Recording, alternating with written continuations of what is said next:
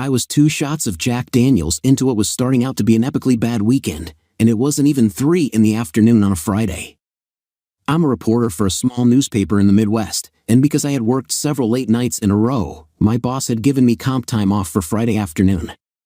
After running a few errands, I headed home for what I hoped would be a good nap in my favorite lazy boy. But as I pulled up to my house, I saw there were 2 cars in my driveway, one belonging to my wife of 7 years, Tracy, and the other I didn't recognize. I thought it was odd that Tracy was home in the middle of the day. She was an actuary for a mid-sized insurance company and usually worked 8 to 5. And then, of course, there was the second vehicle. But still, having what I thought was an amazing marriage and trusting the love of my life completely, I didn't jump to any foregone conclusions. As I unlocked my front door, my world went completely off-kilter. There were the unmistakable sounds of 2 people going at it hot and heavy coming from our bedroom upstairs. The door was obviously open because they clearly weren't expecting company, and I could hear moaning and yelling. I took the carpeted stairs 2 at a time, and when I got near the bedroom, I could hear them much more clearly. "This what you want?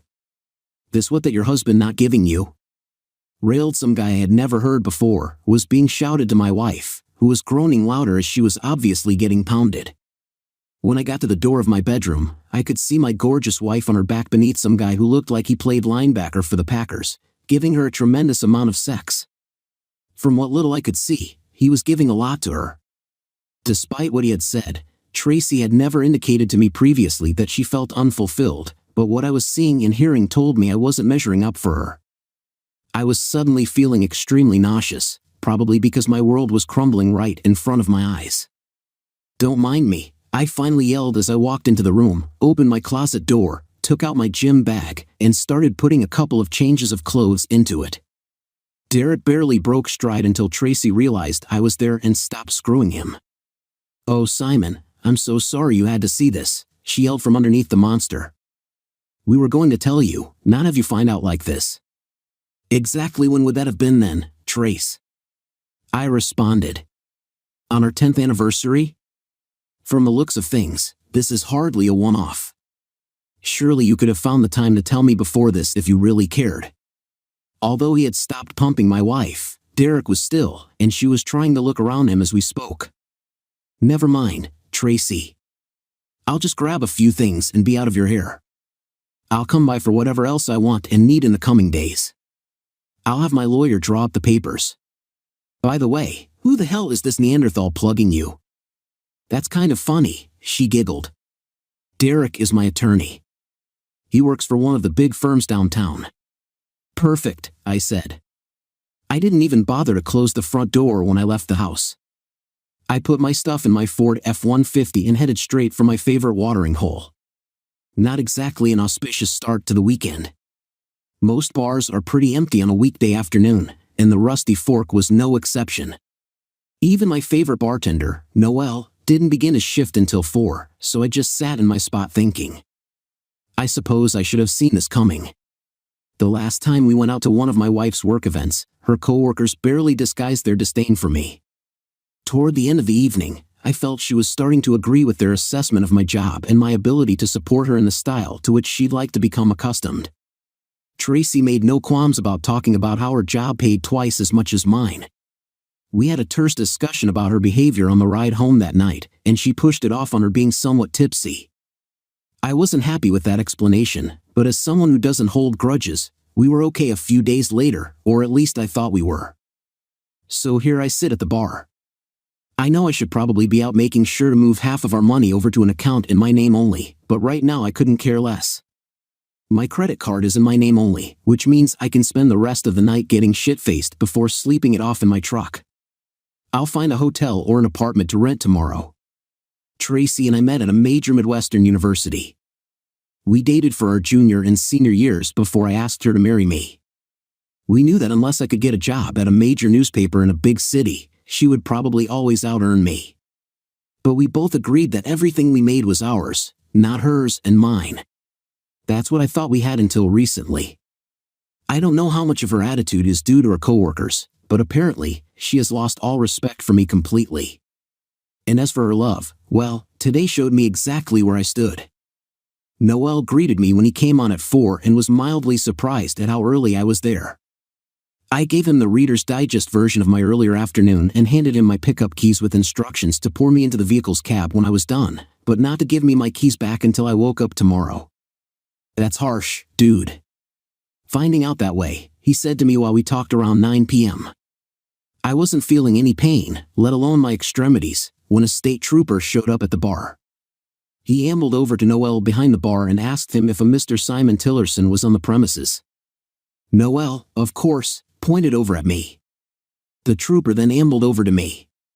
He was very good at this ambling thing, I thought in my fogged brain, and said he had some news he regretted having to tell me.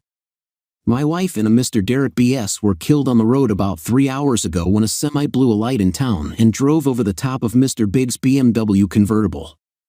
Authorities had been trying to find me for 3 hours before one of my acquaintances told them about my favorite bar. Screw me, I yelled. Drinks are on me. There is a God in heaven. A cheer went up at my announcement. Trooper Reginald Masters looked like he'd seen a ghost. I don't think he was expecting glee from the new widower. I get that you must be in shock, but not shock, buddy, ecstasy.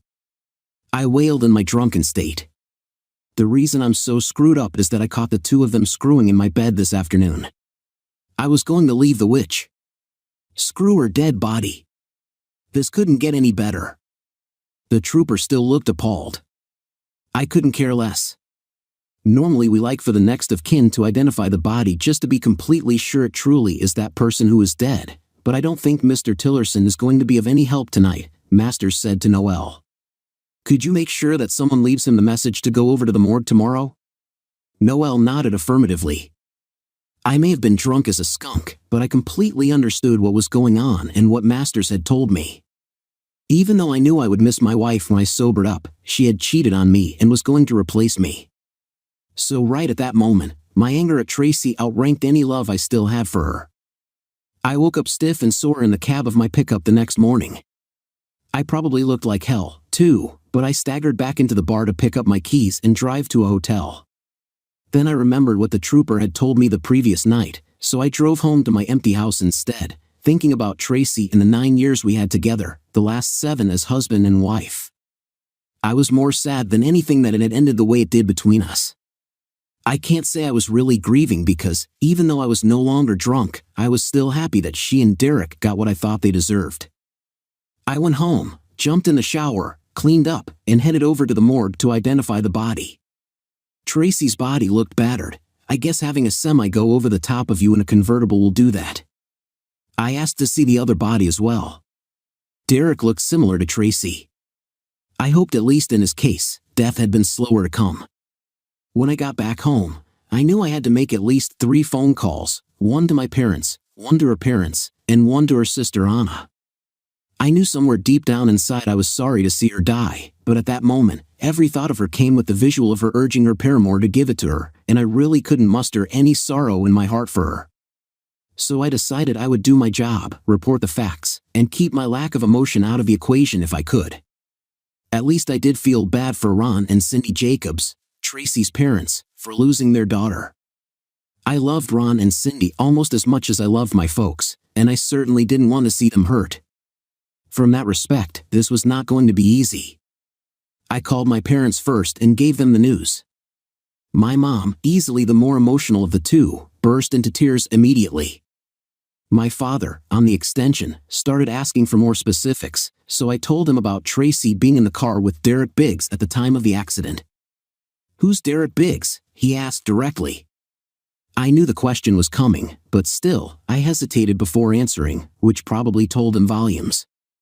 "An attorney friend of Tracy's," I answered. My father is a very smart man and very perceptive. He didn't miss a beat. "So why was she in the car with an attorney friend of hers at a time when she should have been home with you?" "Because she wasn't with me anymore, Dad. That's why. I caught her and Derek having sex in her bed earlier in the day, and I'm guessing it wasn't their first rodeo together, so I threw some clothes in a bag and left. I don't know why they were in the car around 6. I'm assuming they were going out to eat, considering the time." "Well, son, I'm sorry to hear that," my mother said. By this point, she had composed herself some and gotten back on the line. She had heard enough to know what we were talking about. Are you sure she was having sex with another man, Simon? I mean, this is not the sort of thing you want to be telling people if you're not sure. I interrupted, not very diplomatically. Mom, I caught them in the act. I've had sex just a few times in all these years to know what I was looking at. Have you talked to Ron and Cindy yet, Simon? If not, what are you going to tell them? My dad asked. As little as possible, Dad, unless they start grilling me like you're doing. I won't lie if that's what you're asking. This could get ugly then, son. Remember, they're in mourning. Show them the respect they deserve. Yes, sir, I responded solemnly. The call to Tracy's parents went eerily similar to the one I had with my folks. While her mother fell to pieces, my father-in-law immediately picked up on the fact that she was in the car with another man at the time of her death, when she was usually with me at that time of day. Is there something you're not telling us, Simon? I heard Ron say as Cindy bawled in the background. At 6 o'clock on a Friday night, Tracy should have been with her husband, but she was in a car with another man. This equation's not adding up. All right, I half yelled, half croaked into the phone. Tracy was running around on me. I caught her in bed hours earlier with the guy she died with, and I gathered some things and left. I guess they figured at that point they had nothing to hide anymore and were going out somewhere together, Ron said incredulously. You caught them together in bed in your house? Yes, Ron, I replied. And right now, I'm so mad at her I'm actually happy the two of them died. The witch and her lover got what they deserved. I knew I shouldn't have said that last part to her father, however true it was. He started to yell at me on the phone until I interjected quietly but forcefully. He was ridiculing me, Ron. While he was screwing your daughter, and she was going along with it, she demanded he give her his big tool. Yes, your daughter and my wife. I guess this saves me the trouble of having to force her. She won't be buried in my family's plots, and I most certainly won't want to be by her side when my time comes. So just tell me the name of the funeral home your family uses, and I'll make sure the body is taken there. I'll handle that part of it and the financial side. You and Cindy can work out the rest, like the viewing. Obviously, I won't be there. You can't just pretend she didn't matter in your life, son, Ron said in his best calming voice. You two were together for almost a decade. You can't tell me all that can be erased. It can, and it has, Dad, I responded. We were done the minute I saw her with Derek Biggs in our bedroom. Why should her death change the way I feel? Surely someday, with some time, you'll feel differently about this and wish you had said a proper goodbye, Ron said in almost a whisper. Don't think so, I said just as quietly. The funeral service was held at Ron and Cindy's home church, the same church where Tracy and I had made our vows before God and both families that we would love, honor, and cherish each other. The irony wasn't lost on me. I thought about attending for maybe 10 seconds before the anger started to well up inside me. Did you ever want to choke the life out of a dead person? That's where I was. Attending the funeral might have made Tracy's parents feel better but would only have served to make me more angry, and believe me, I had more than my share of anger. About an hour after I figured the service would be over, I got a call from Tracy's sister, Anna. I knew this wasn't going to be pleasant, but I suppose she needed to vent, especially if her parents hadn't told her the complete story. Tracy was right. You are a piece of shit. You're a small man with small dreams and a small tool. You write small stories for a small newspaper and have a small future. I always wondered what took her so long to start cheating on you. Well, pleasant day to you too, Anna, I replied in greeting. So, I'm guessing you knew all along. Why, if I was such a bad guy, would you have even wanted me there? Because you embarrassed my parents, you piece of shit. How can you even answer the question as to why Tracy's husband wasn't at the funeral? My parents practically died of embarrassment when they had to tell the Reverend why you weren't coming. You are a piece of shit, and I hope you die too. Now you're catching on, Anna, I yelled into the phone. That's exactly what I thought about your sister and her lover after I caught them. And you know what? I got lucky. They did die. So now why don't you just go and leave me alone? I thought that went well. I got a realtor and put the house up for sale immediately. I moved my stuff into the spare bedroom and sold off all of our bedroom furniture, including the sheets and pillowcases, for dirt cheap. I was never going to touch any of that stuff again. As for the rest of Tracy's things, I took her jewelry, most of which I had given her, and sold it to a local jeweler, donating the money to a church food pantry. Her clothes and everything else I boxed up and took to her parents, telling them they could keep or dispose of the items at their leisure. Those boxes included our wedding album and the usual small photos you normally keep of each other. I had enough photos of Tracy in my head, especially the last one of her and Derek Biggs in our marital bed, that was never going to be forgotten. Ron and I made small talk as he helped me unload my pickup. When the last box had been unloaded, I looked at Ron and Cindy, and they looked back at me. We moved in for a tight family hug. I'm pretty sure we were all crying. "See you guys," I whispered, as my voice failed me. All of this was done in the first 2 weeks after Tracy's death. Somewhere in the middle of all this, I received a phone call from Cruz Miller Insurance. Tracy and I had always had life insurance, so I knew why they were calling. It just wasn't a priority in my life until I got everything squared away. With the obvious tasks now done, it was time to return the call to them. Tracy, being the insurance professional, had handled all of our insurance purchases. We always discussed everything, but since that was her field of expertise, I let her make the final decisions. One of those decisions was a $1 million life policy on each of us, with a double indemnity clause for accidental death prior to age 45. That meant a $2 million payout was coming my way. But then the insurance agent said something else that almost made me choke on the coffee I was drinking. It seems that since the driver of the truck caused the accident, his firm would be liable for some sort of payout for wrongful death. Unless I wanted to go to court and sue them for everything I could get, they would pay for both Tracy and Derek. She advised me that I should accept nothing less than another $2 million, although she figured $3 million to $4 million would actually be right in this situation. After the lawyer took his cut, I stood to have about $5 million in the bank. I actually wound up with $4.75 million in the bank after the lawyer took his cut. I really didn't care at that point, as I was completely numb. The trucking company settled with Derek Biggs' widow as well, and the signing for both settlements was to be at the same time and place. I had never met his widow until the signing, and while I thought Tracy was a beautiful woman, Derek's widow was at least as beautiful. I wondered why he would risk his marriage for an affair. I guessed that maybe he was so sure of not getting caught that he didn't see any risk to the affair. After we signed the paperwork with the company, Ellie Biggs invited me out for a cup of coffee.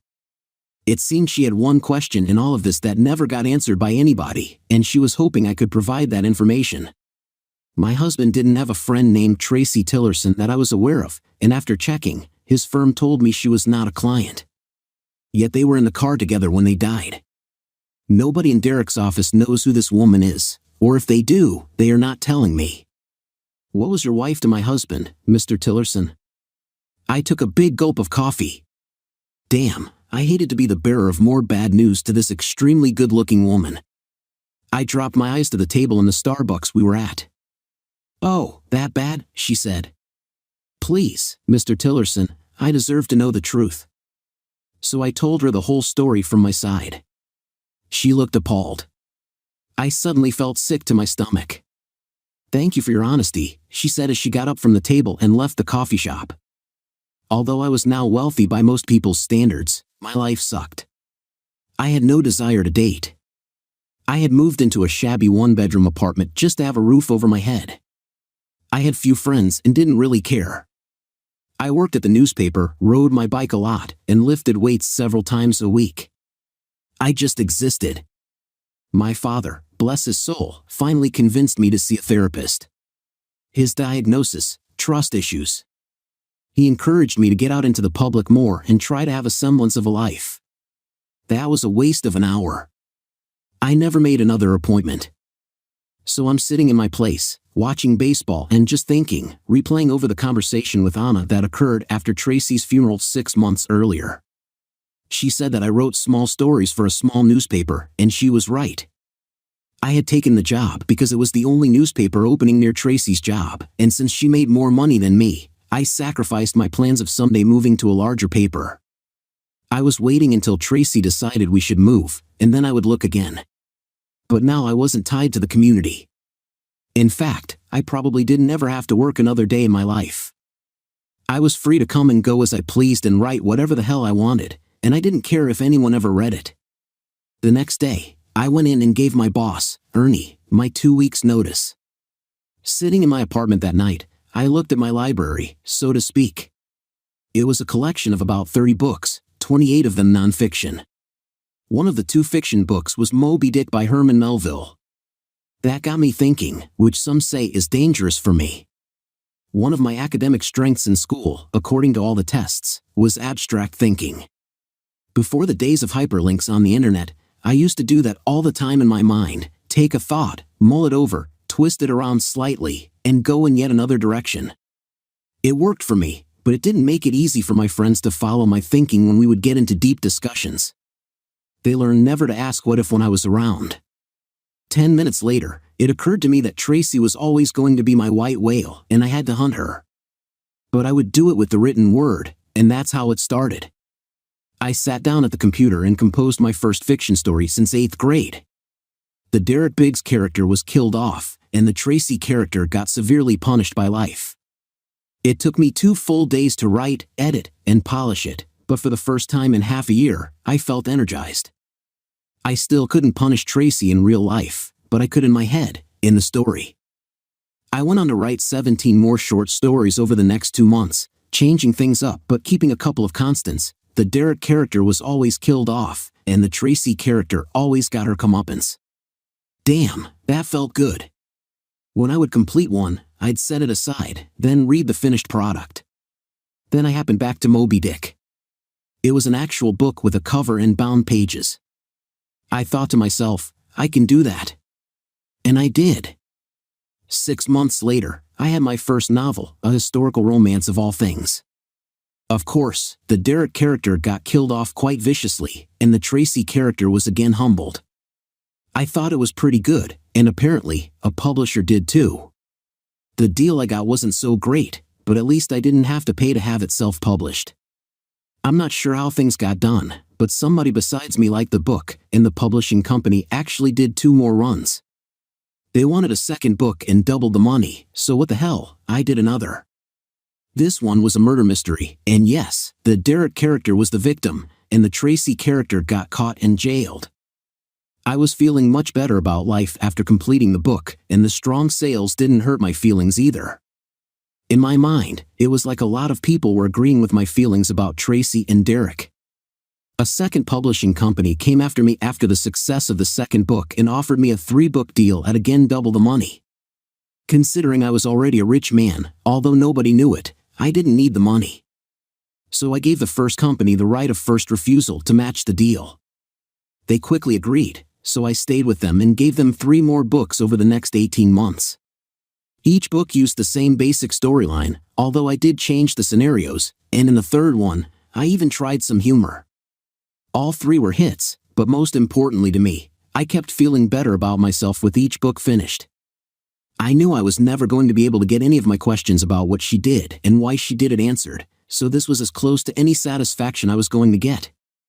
Like the old song says, love the one you're with. I signed another 3-book deal with my publisher, again with my price doubling.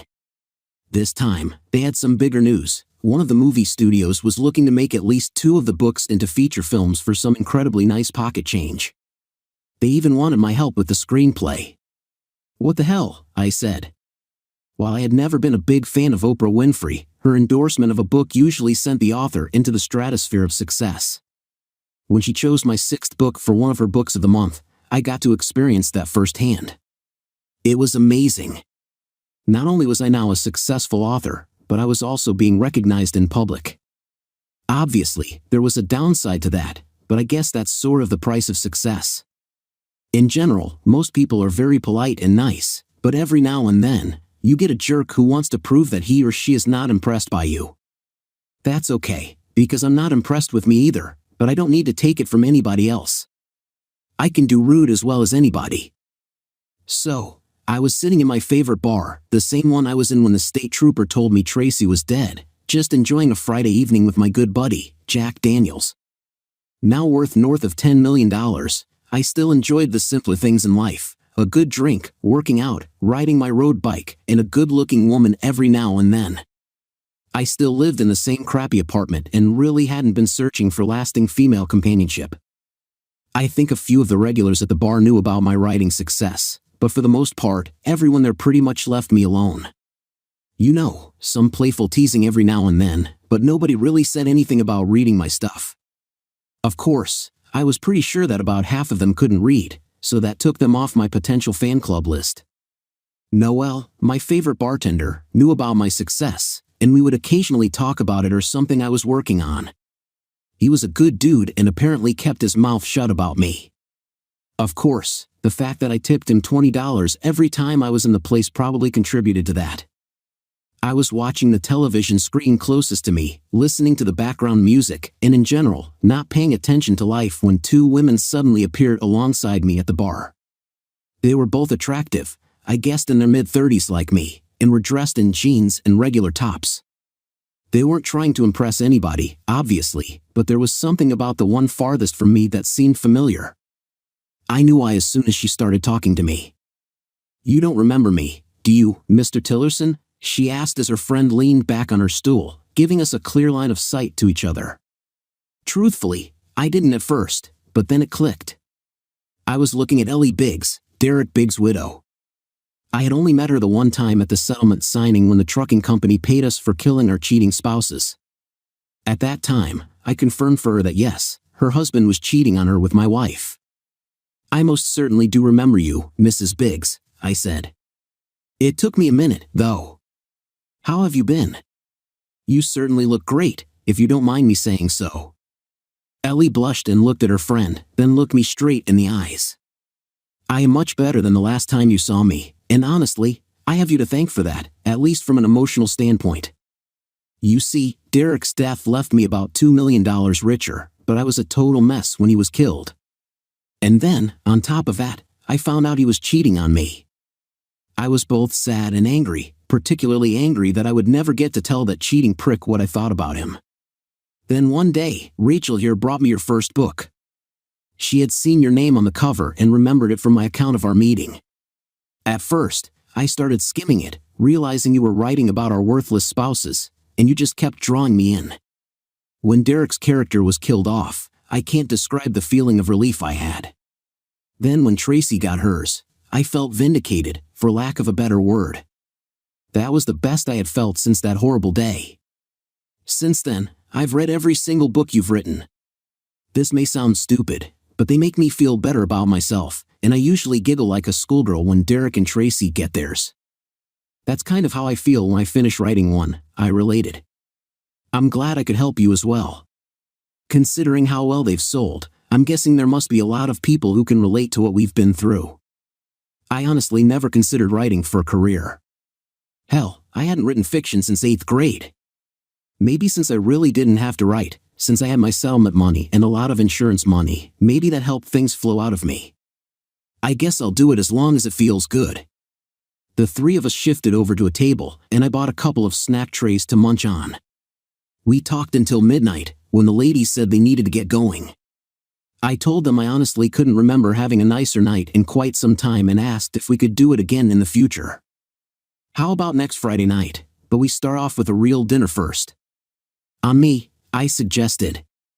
They both accepted. I met them at my favorite Italian restaurant the next Friday night, and we again had a good time. Both women were pretty. Ellie had long blonde hair and blue eyes and a curvaceous figure, while Rachel had long black hair and was built more like a volleyball player, with long toned legs and a solid bum. Rachel wore a short, clingy skirt that nicely showed off her best assets. Truthfully, I felt slightly awkward having the two best-looking women sitting at my table. Oh, what a lie, I absolutely loved having the two best-looking women in the restaurant sitting at my table. We enjoyed an excellent meal and good conversation as I got to know the pair. As the restaurant had a full waiting room, I didn't want to keep anyone waiting, so I suggested we leave the table and get an after-dinner drink at a club about 10 minutes away. Rachel begged off at that point, and I agreed to drive Ellie home after the drink. The bar at Stella's was only half filled, so it was easy for Ellie and me to converse. the first thing I asked her was if she or Rachel was the winner. Did the winner get me, or did the loser? Apparently, she didn't give me enough credit for knowing how the female mind worked, because she blushed deep red. I was the winner, I hope, she stammered quietly. Actually, I think I'm the winner, I said. But I was the winner when you both sat down with me. I think every single guy in the restaurant wanted to beat the crap out of me for hogging the two prettiest women. Ellie blushed deeply again. Can I tell you something, and you promise you won't get mad at me? She looked at me seriously, scrunching up her nose. I nodded cautiously, unsure where this was going. I absolutely hated your guts when I left the lawyer's office after we signed the settlement papers. I knew that you had nothing to do with Derek cheating on me with Tracy, but in my mind, the fact that you knew when I didn't put you one up on me, and I didn't take it very well. With everything else going down, I kind of felt like you were holding out on me as well. I got that vibe, and I totally understood it. Besides, the two of us getting together after our cheating spouses got killed, oh, come on, that's ridiculous. That kind of stuff only happens on the Hallmark Channel. So, I let you walk away without even saying goodbye. A year later, Rachel hands me this book, Ellie continued. It's obvious you were pouring your heart out in the pages, and it was obvious that it was about the affair between our spouses. It was like someone opened the curtains and let the sunlight in. When they got theirs, you completely got it. I had been seeing a shrink for almost a year, and he noticed the change in my attitude right away. So, I gave him the book to read, and at my next session, he said, and I quote here, pardon my French, but this guy's a genius. Well, if I'm some kind of genius, then why am I living in a hole in the wall with more than $10 million in the bank? I asked. Ellie looked stunned. I knew you had your settlement money and the big insurance policy, but I didn't realize you were doing that well for yourself. Why are you living like that? Because when you are by yourself and afraid to trust anyone, money doesn't mean a whole lot, I answered. Basically, I'm a simple man with no big vices. I don't have to work, if you want to call my writing work. I don't have anybody to share my life and my money with. Saying it out loud for the first time, I realized just how pathetic I was. I was basically living my life in a fantasy book world where I made Tracy and Derek pay for their cheating ways every 6 months or so. Yes, it was fun, but in reality, I wasn't really living, I was merely existing. I don't know how long I sat at the table, staring at nothing, hearing nothing, feeling nothing, until suddenly I felt electricity coming from my lips. Rather, the electricity was coming from Ellie's lips, which were plastered against mine, with her tongue soon finding its way into my mouth. I returned her kiss like a man in the desert finding a sip of water. We stayed joined at the lips for probably 30 seconds, and when she pulled away, she told me I needed to pay the tab and take her back to my apartment. I did so like a man awakening from a dream. In the 4+ years since Tracy died, I had been with several women, but I hadn't made love to a woman since my wife died. I knew from talking with Ellie that she'd had a few since Derek, but not a lot either, so I took it real slow and gentle. The kisses were deep and meaningful. We ran our hands over each other's bodies slowly, truly feeling with our fingertips. I mean, Stevie Wonder would have been proud of us. Then, when it came time for the main act, we had amazing and wild sex. I lost all sense of time and space for a second there, and when I regained my senses, I was gently lying on top of Ellie, mostly supporting myself with my arms, which were beginning to quiver from the strain. I rolled us gently to our sides so we were facing each other as she slowly opened her eyes while still gasping for breath. Wow, she mouthed at me, with no sound coming forth. We lay looking at each other silently, playing a little kissy face like teenagers. Finally, she spoke. I completely understand what you have told me, and all I can say to you is, if you let me in and trust me, I will prove worthy of your trust every day for the rest of our lives. If that's a proposal, I accept, I said. No, we didn't get married after one great night in the sack, but that night was the beginning of the rest of our lives together. We tied the knot about a year later, once we were both sure we had put our personal issues behind us. We moved into a big new house we had built in the country, which featured 5 bedrooms, 1 for us and 1 each for the 4 children we planned to have. We built a guest suite as well, so we could have frequent visitors. I learned how to write about other things in addition to the Tracy and Derek revenge stories. Once I started dating Ellie, we both found I didn't need to continue to punish the pair in words. But since it sold well and was still fun to do, I still wrote 1 or 2 a year, much to the delight of my publisher's accountants. The karma train had been good to me, so I was glad to add a few passengers along for the ride. Story 2. I'm Ben, a 37-year-old man who has been married to Amy, a 32-year-old woman, for 2.5 years. It's tough to pinpoint a single moment that defines everything that has happened so far, but I believe things took a turn for the worse after that annoying phone call. I was in the living room watching football highlights I missed from the previous day when my wife's phone began to ring. Annoyed by the ringing phone disrupting the game commentary, I brought it to her in the kitchen and asked her to handle the call. Then the phone rang again, and she seemed ready to confront the caller. Since both of us worked in the corporate world, Amy had a rule of not letting work intrude on our home life. She thought it was important to separate our professional and personal lives.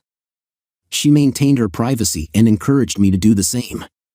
She never answered work-related calls on weekends and preferred to handle urgent matters via email. I walked towards the kitchen exit, half expecting her to explode, but it didn't happen. She fell silent, and her expression changed.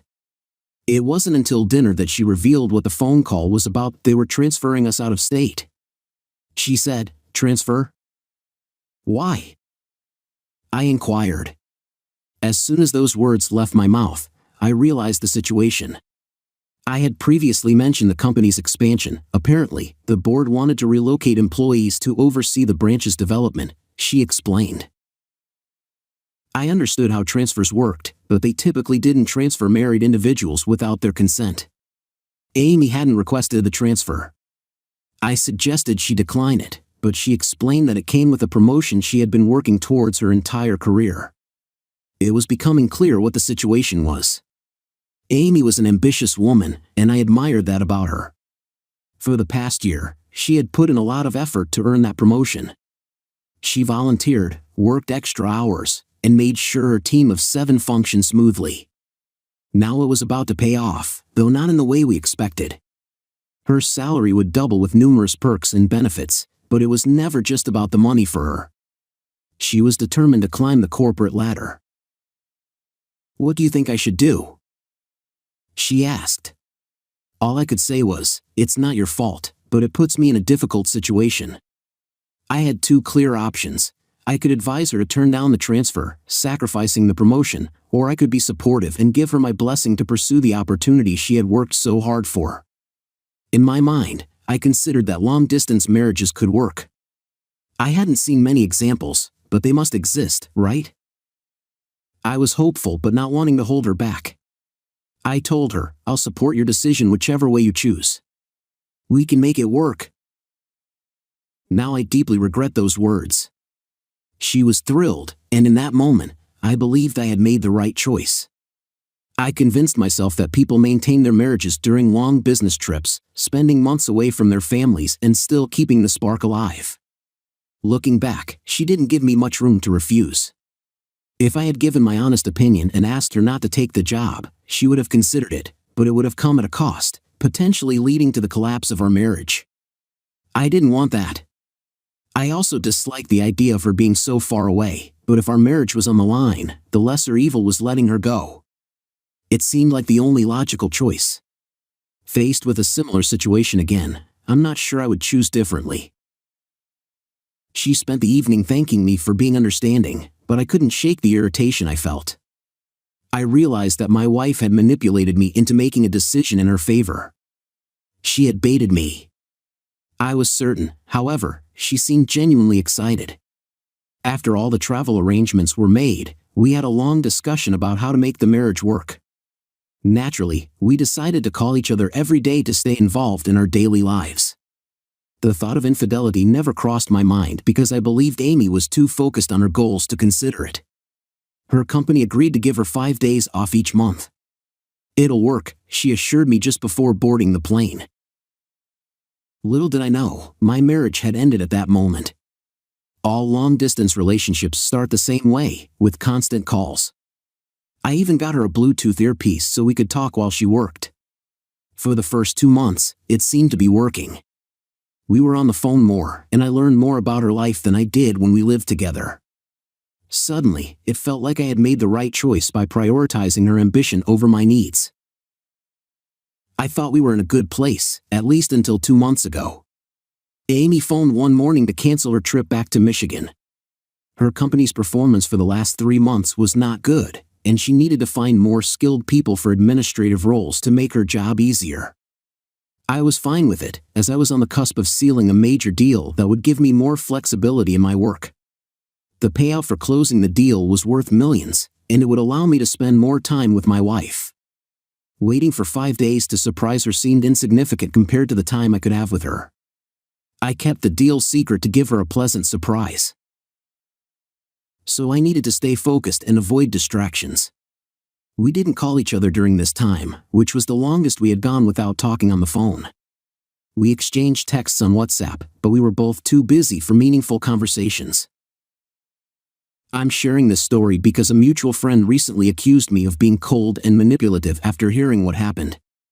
In my view, I'm neither of those things. If anything, the big deal eventually went through, and everything was about to be finalized. This deal was a game changer and would secure my family's financial future. It was with the first client I had ever closed, making me part of the top 10% wealthiest Americans. That night, while waiting for confirmation, I fought the temptation to call her. I wanted to share the past week's events and how our lives were going to change.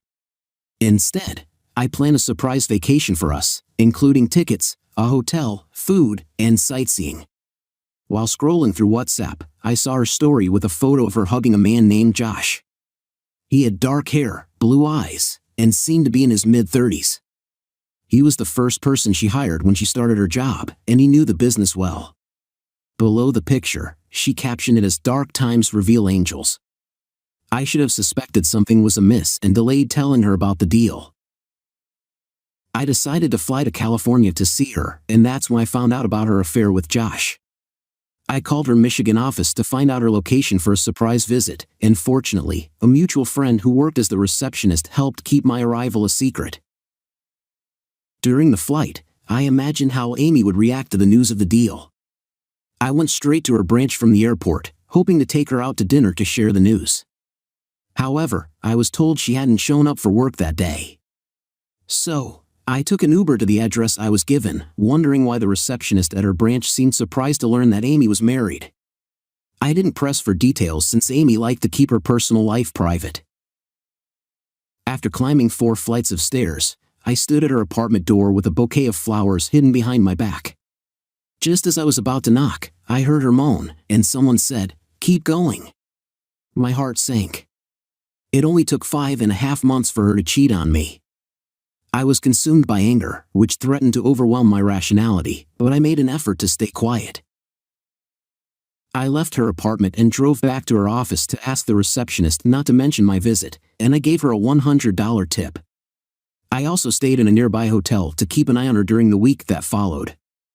I trailed her in a rental car, and she didn't suspect a thing. She followed a pattern between work, yoga, and her apartment, making it easy for me to monitor her movements. This is how I realized she spent a lot of time with Josh, and it wasn't difficult to figure out he was the one she was having an affair with. I tried calling and messaging her during this time, but she used work as an excuse and pleaded for space to sort out her professional life. It was at that moment I decided not to let her manipulate me any longer. I prepared divorce papers and waited for her to return home with Josh. It seemed like they spent most of their time in bed because as soon as I arrived at her door, all I could hear were moans and grunts. I unlocked the door quietly and entered her bedroom, recording with my phone. It was gross to watch, but I recorded a full minute of their night out before revealing myself. At that moment, as she scrambled for clothes, I felt empowered, though it was a sad and painful experience. Her distress when I told her I'd share the video with her colleagues and family unless she signed divorce papers justified my actions. She begged for forgiveness, claiming she'd resign and seek therapy, but I was repulsed by her. Who wouldn't be? Every time I saw her, I couldn't shake the image of her with Josh, which made me want to vomit. Her requests were impossible, and I wouldn't entertain them. She said she'd resign when she dropped off signed divorce papers, but I still sent the video to her parents to show them the child they raised. Regarding some comments, it seemed like she was already out of the relationship when she took the job. She likely wanted this for a while and may have been cheating on you for some time. She manipulated you into accepting the job, leaving you no real choice. Major life-changing decisions like that can profoundly affect a family. Now it's been 5 months since the divorce, and I wanted to update you. A while back, my wife moved to another state to oversee her company's new branch and started an affair with a coworker, which I discovered during a surprise visit. After the divorce, I took some time to regroup and even went on a week-long vacation to the Dominican Republic, a great place, by the way. One evening, I received a Reddit notification about my initial post. When I wrote it, I was mostly venting my anger, frustration, and disgust. Surprisingly, it gained a lot of attention.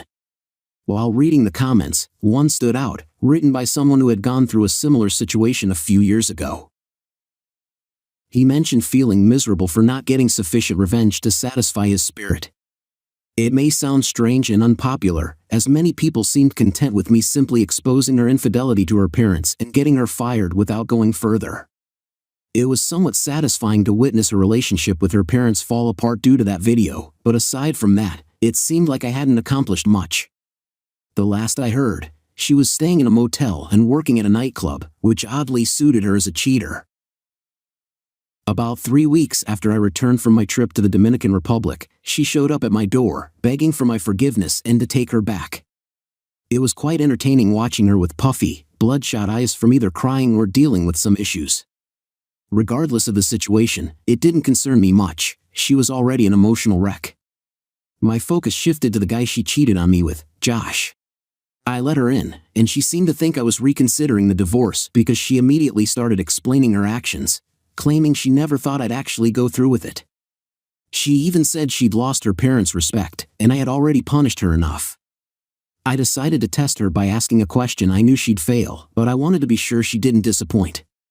When I asked her how many times it happened, she answered one, swearing it was the truth. It was hard to believe anything she said after that. My dad used to say it's nearly impossible to look someone in the eye and lie to them, but she proved him wrong. I didn't know exactly how many times they had been together, but I had a rough idea of when it started, and it certainly wasn't a one-time thing. I was skeptical, but if I didn't follow her around for the first 2 weeks after arriving in Michigan and hear her moaning in her room the day I got there, I might have fallen for her lies.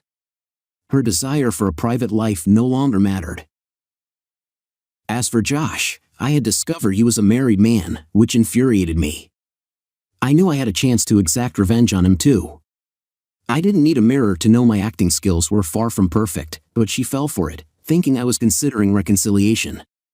I told her to give me time to think, then immediately sent the video to everyone who knew her, including her friend at the office.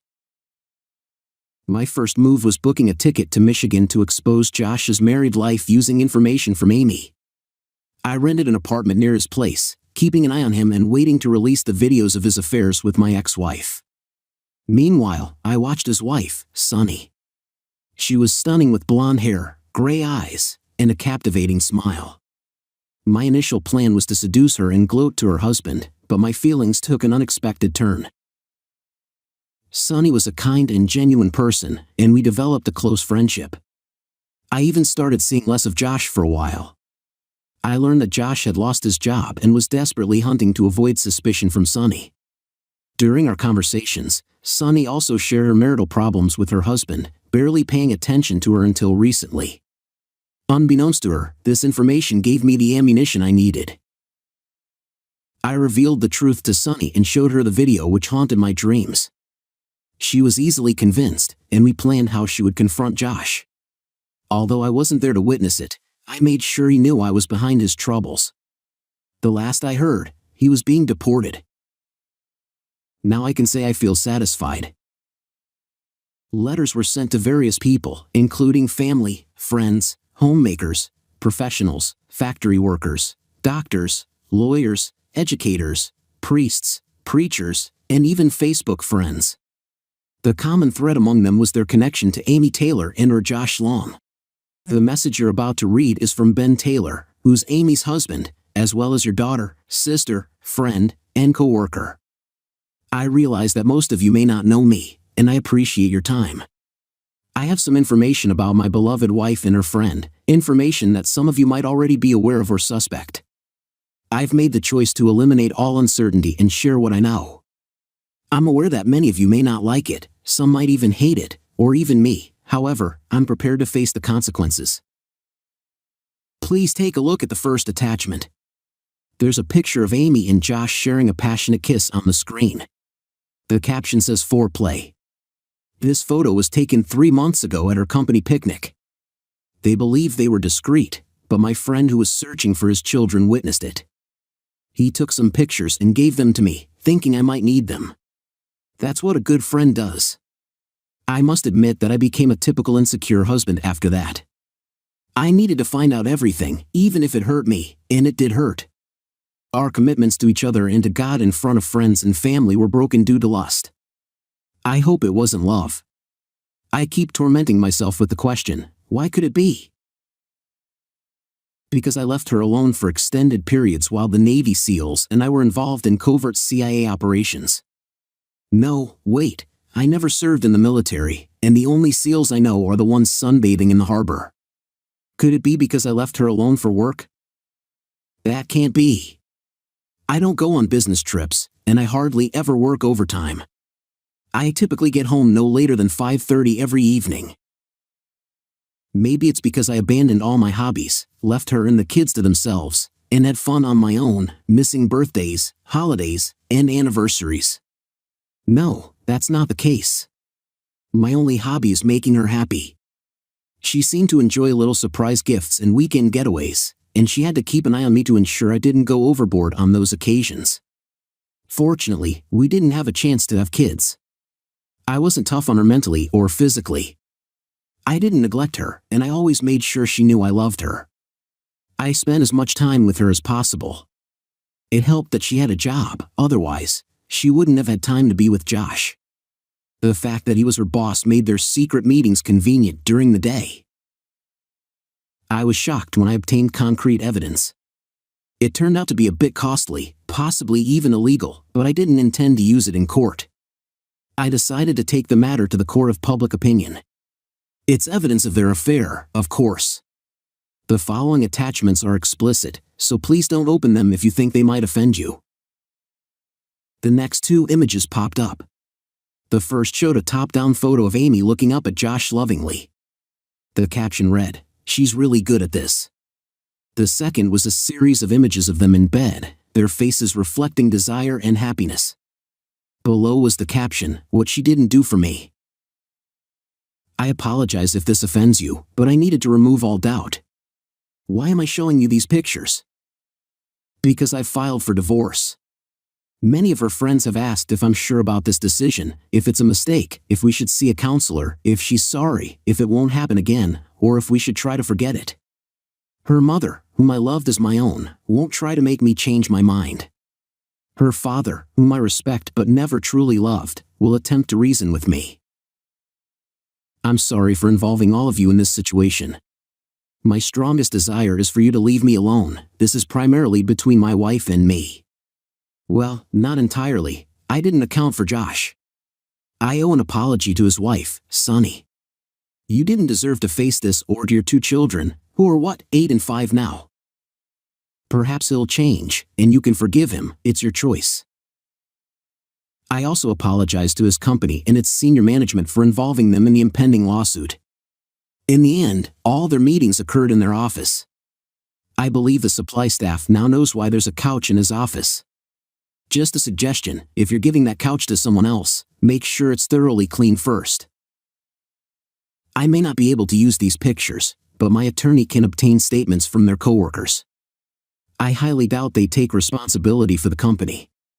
In any case, many people will have difficult times ahead. To sum it up, here's why I chose to handle it this way, to eliminate all uncertainties and not waste any more time. After all, a picture is worth 1,000 words, isn't it? Amy is about to be served with divorce papers, and it should happen any moment now. I'll try to start a new life without her. Amy, I'm sorry if I couldn't meet your needs. If from the beginning you had told me about your feelings for someone else and left, it would have hurt me, but I would have respected your decision. Instead, you chose to have your cake and eat it too. Well, the cake is gone. Amy, I'm pretty sure you'll regret it, or maybe not. Maybe you're relieved I found out so you and your lover can live as you wish. It's over between us. I've moved out, taken what I needed, and everything else is yours. All communication will go through my lawyer, and I've made up my mind never to speak to you again. I don't want explanations. I don't want to know why. I don't want to hear about second chances, as I won't even consider them. Go ahead, Amy, leave me be. The entire office was shaken when Amy let out a scream and fainted at her desk upon seeing a picture of Josh with a knife through it. Co-workers rushed to help her, and soon the news spread. An email containing the shocking information had been discovered by one of the administrators. Work came to a near standstill. Josh, unaware of the commotion, was startled to see the HR director standing at the door. Is it true? The director asked without preamble. Is what true? Josh replied, baffled. The director entered the room and closed the door behind him with a slam. Is it true that you and Amy have been having an affair here in the office? Josh turned pale, and the director could see he might faint. It was a clear confirmation. You've been a fool. Do you realize the damage you and Amy have caused? Many of our major clients are religious charities. How do you think they'd react to the news that 2 of our senior employees engaged in inappropriate conduct on company premises during working hours? After a brief pause, the director continued, his breath heavy. I've just come from a meeting with senior management. The CEO called and demanded verification. He's already received calls from the Archbishop, the president of a Baptist charity, and Rabbi Fredman. Things are not looking good. He paused again and stared at Josh. I want you out of here in 15 minutes. You are suspended pending an investigation. No, wait, make it half an hour. As we speak, Amy is being escorted out of the office, which you haven't seen yet. Check your email for the message her husband sent, the director added as he left. Josh's hands trembled as he hit the button. What had started as a casual secret affair was now causing chaos in their lives. He had hoped it would remain fun and hidden from everyone, but their feelings for each other had intensified, leading to promises that their spouses wouldn't discover their infidelity. He realized that Sunny, Josh's wife, must be in a desperate situation. Oh my God, Sunny, he exclaimed loudly and quickly dialed her number. To his surprise, she answered the call seemingly calm. Maybe she hadn't seen the email yet. Her voice, cold and emotionless, broke the silence. Is it true? She asked.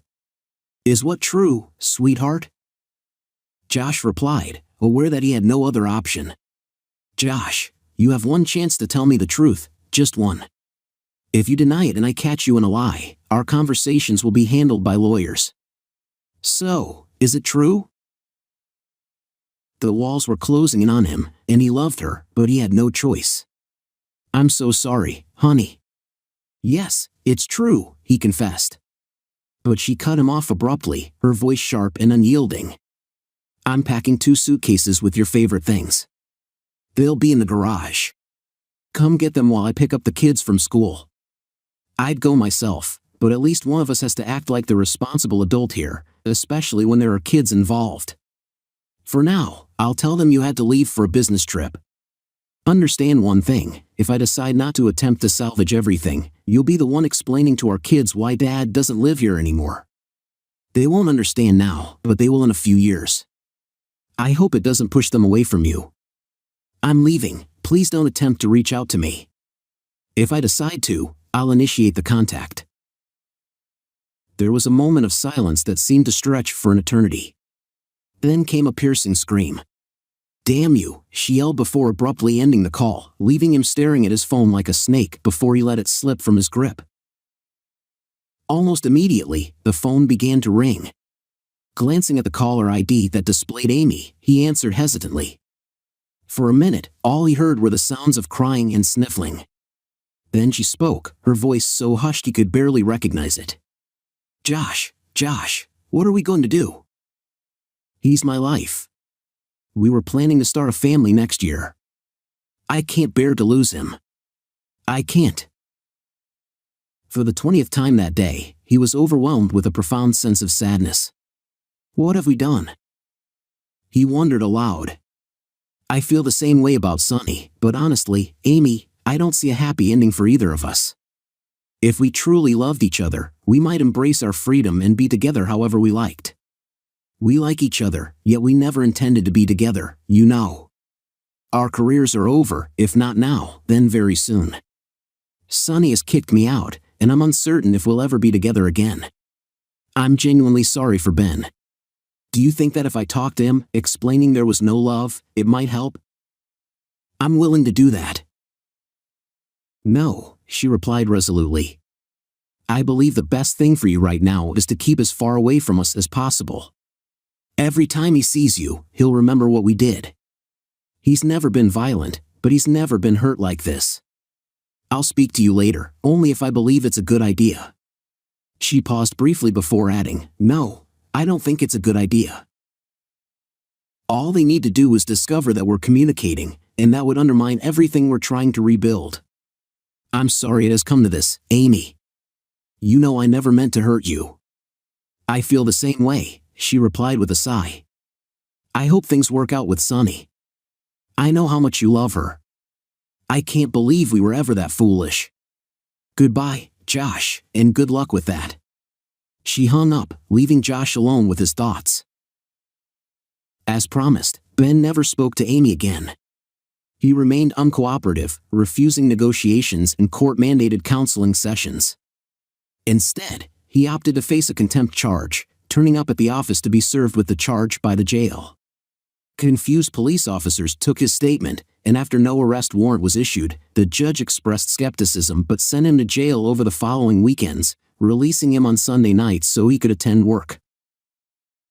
Amy eventually canceled the counseling sessions, admitting defeat. The divorce proceedings dragged on for nearly a year. Amy still harbored a flicker of hope that Ben would return, but when her mother saw an announcement of his upcoming wedding, she gave up hope. On Ben's wedding day, Amy, overwhelmed by emotions, got drunk for the first time in 2 years. While time might not completely heal all wounds, it made the pain more bearable. Eventually, Amy began dating again. She had 2 serious relationships that ended without her sharing her past. But she finally met a man who loved her enough to let the past remain behind and focus on the future. They married, and they were happy. Amy was cautious in her interactions with other men, particularly at work.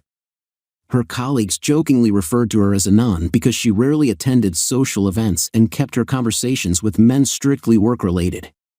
2 years after her wedding, she unexpectedly ran into Ben.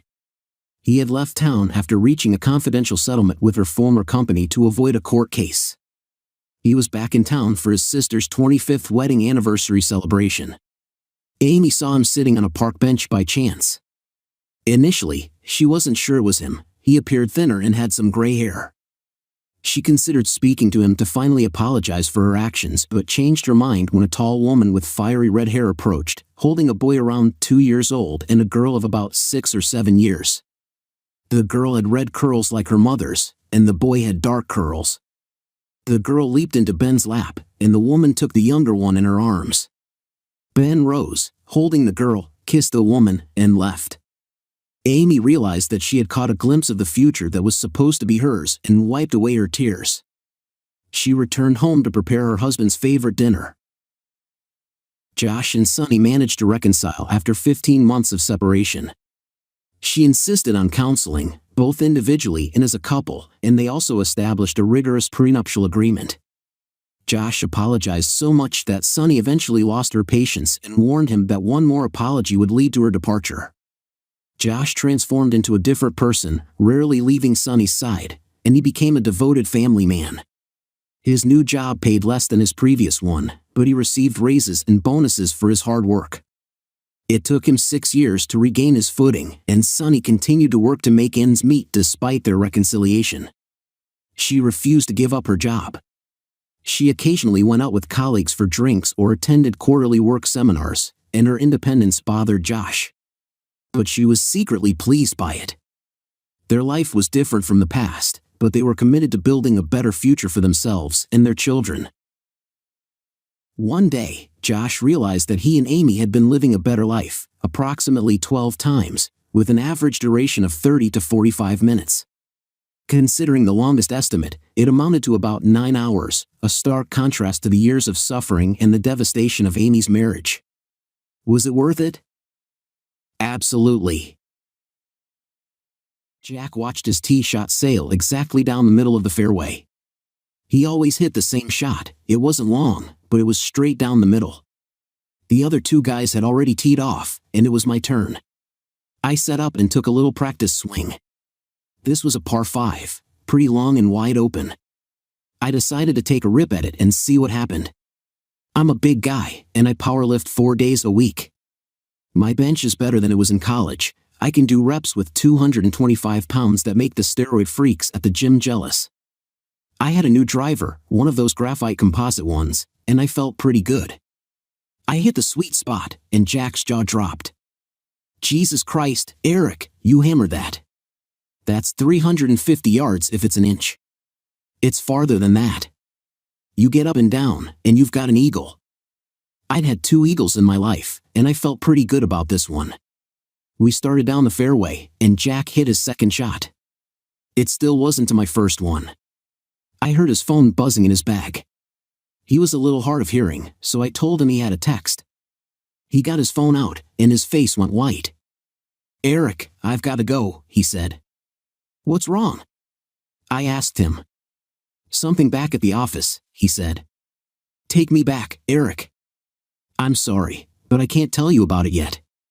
You can have the rest of the afternoon off after you take me back. Jack was my boss. He also owned Whitman Enterprises. I'd worked there since I graduated from college. They recruited me from the time I was a sophomore, and I was the number 2 guy there.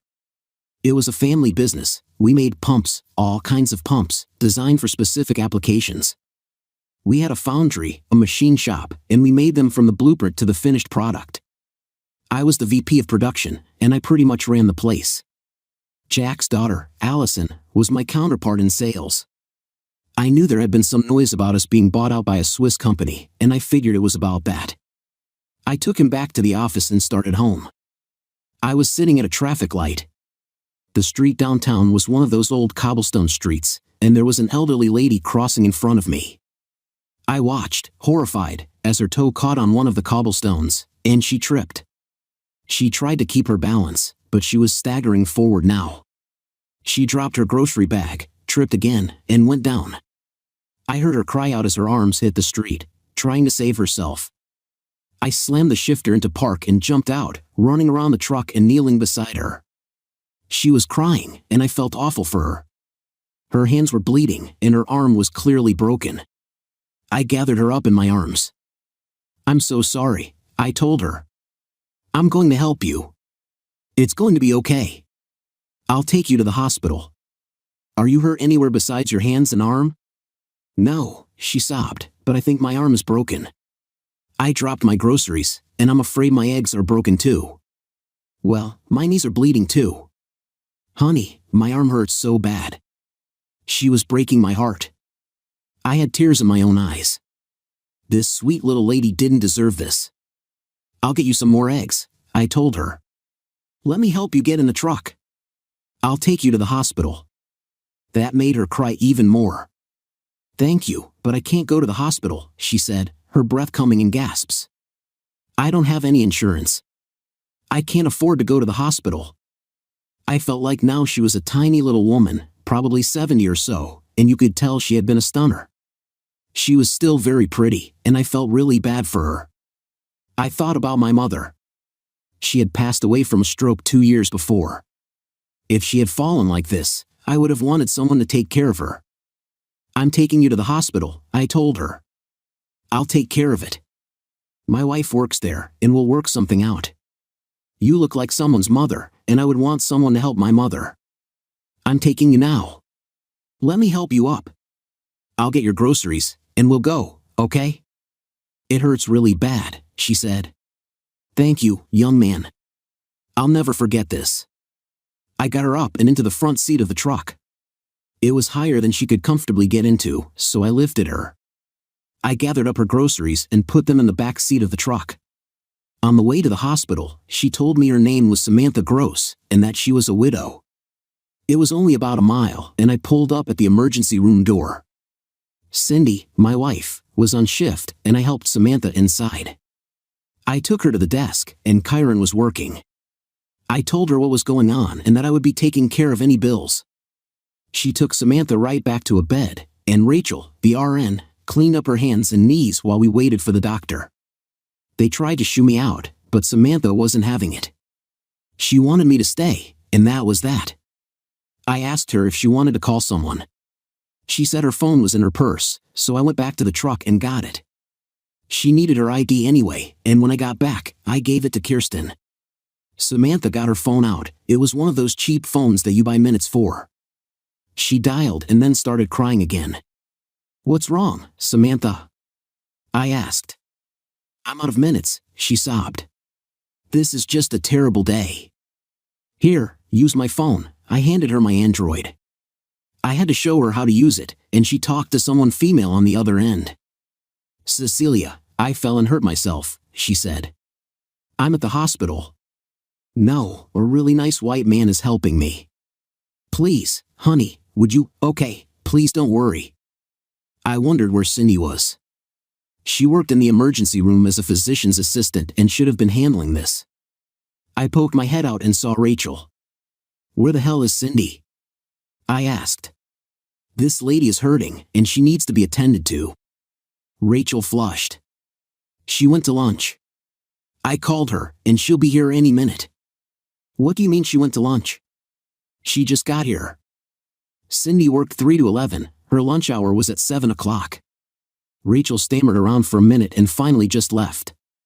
What the hell was going on? I went back to Samantha, and she was still crying. I sat down by her and hugged her. "It's okay, Samantha," I told her. "Who did you call?" "My granddaughter," she said. "She's going to college. She just got out of class, and she'll be here after a bit." "You can go then." "I know you don't want to be here." "Nonsense," I told her. "I'm off work. This isn't going to be such a bad day, Samantha. You made a new friend today. You're going to be fine. Your granddaughter is on the way, and you won't have to do a lick of work for a while because you'll have a cast on your arm." She chuckled and hugged me back. She gave me a kiss on the cheek, and I heard a voice behind us. It was low and husky and sounded like Smokey. "Who's your new lover, Grandma?" I looked back and saw a vision framed in the hospital curtain. She was little, brown, and as cute as a newborn kitten. She stepped around to the other side of the bed and kissed Samantha. "I don't know his name," Samantha said. "I've been so flustered I forgot to ask. I think he's the Good Samaritan. He's been taking care of me. I don't know where he came from, but he's a gift from heaven." "My name is Eric Hollister," I told them. "You must be Cecilia." I was sitting in my car at the crosswalk and saw Samantha fall. I couldn't do anything but bring her here where the doctor should have been by now. I raised my voice. I knew I was being passive-aggressive, but I was starting to get pissed off. I poked my head out of the curtain and saw Rachel avoiding my eyes. "Go get Pierce," I told her. "If someone isn't here to take care of this lady in 5 minutes, I'm going to raise hell at the next board meeting." "Where the hell is Cindy?" "Dr. Pierce went to lunch with her," she said. "Well, that's just freaking great." I was disgusted. "Call Olivia." "Your daughter is just an intern, right?" I asked Samantha. "Yes, she can do that," Rachel admitted.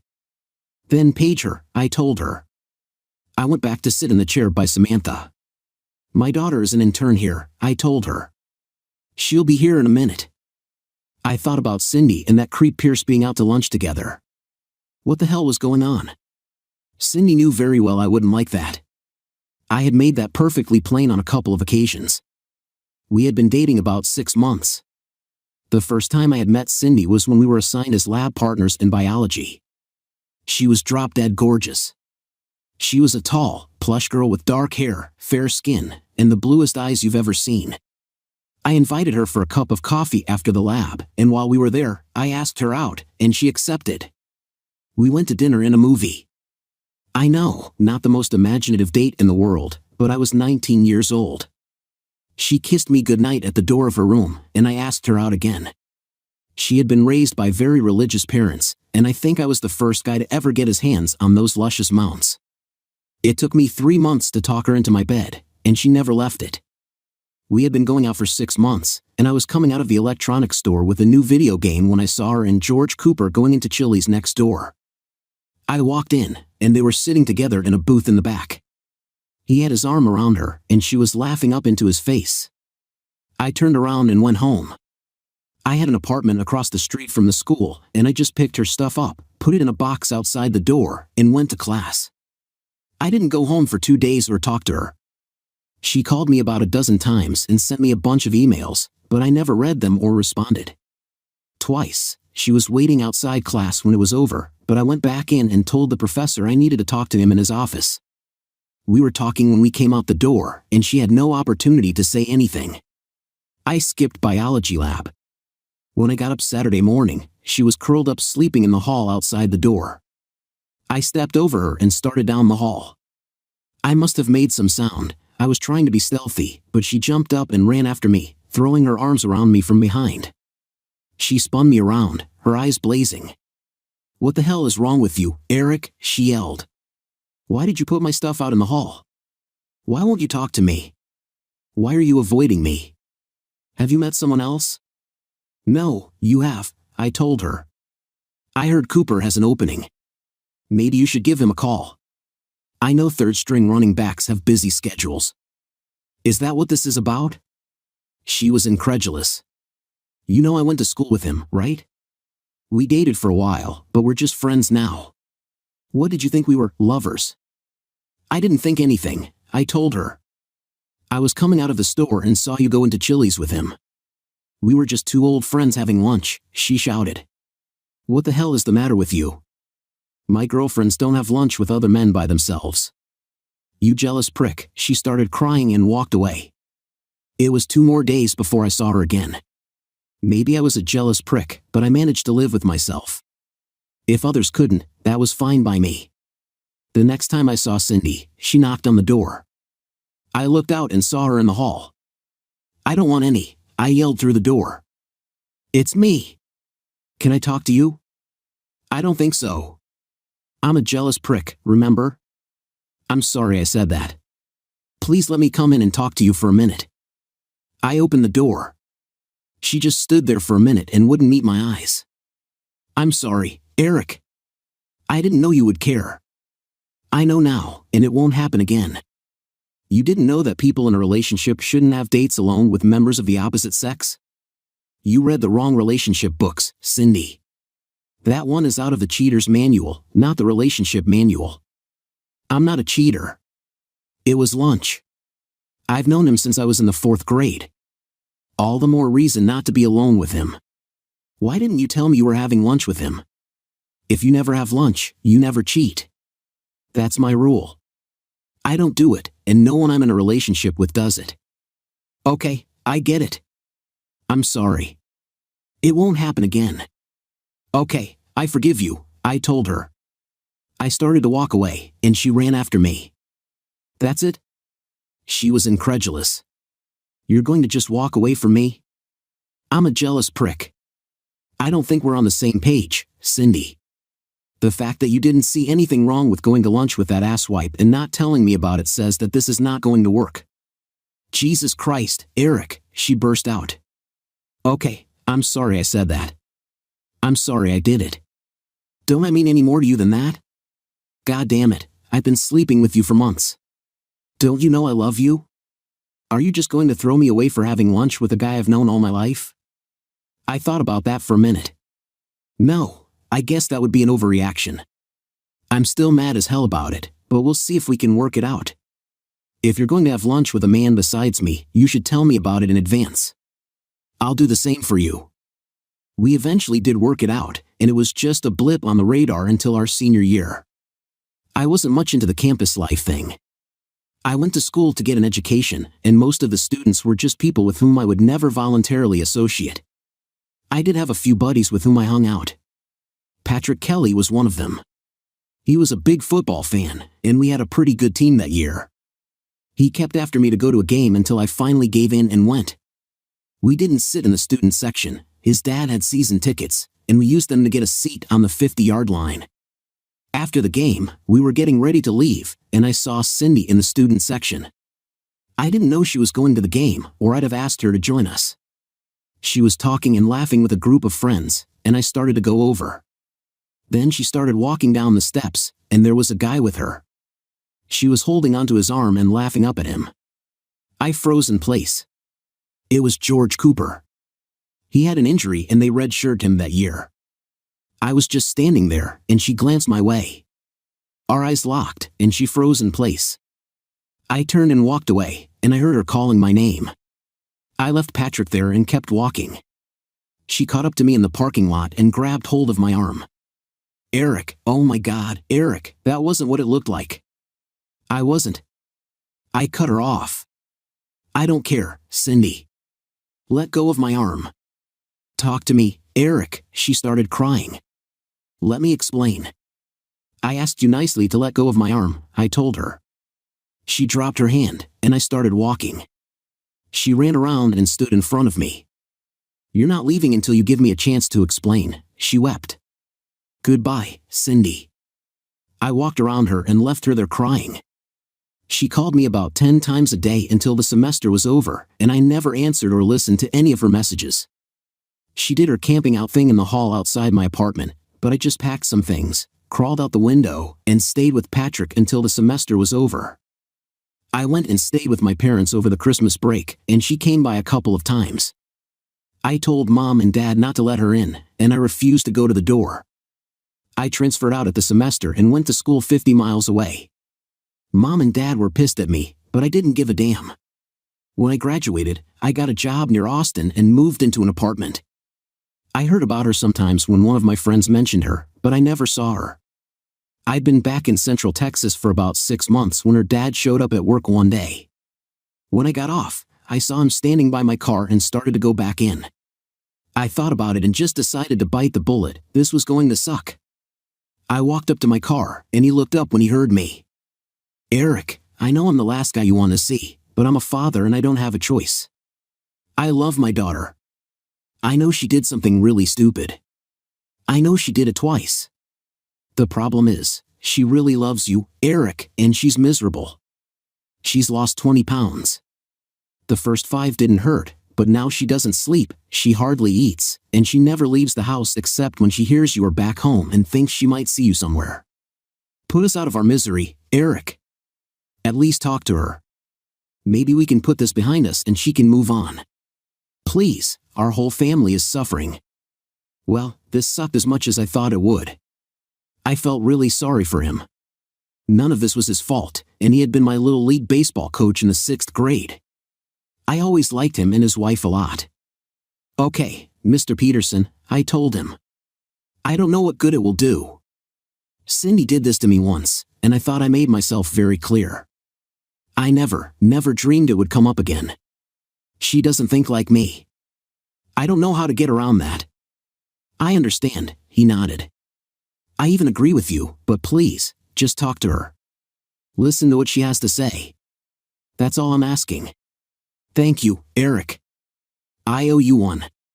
You don't owe me anything, Mr. Peterson, I told him. You taught me how to play first base. I'm the one that owes you.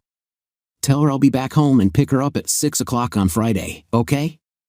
We went to Cheddar's, and I bought her dinner. I'd heard it before several times. I didn't want to hear it again. I knew I was going to hear it whether I wanted to or not. George is a really nice guy, she said. Cindy, were you going out with me or not? You know I was, honey, she tried to sweet-talk me. There seems to have been some doubt in your mind. I told her I saw you together at Chili's. You were sitting together in the same booth, and he had his arm around you.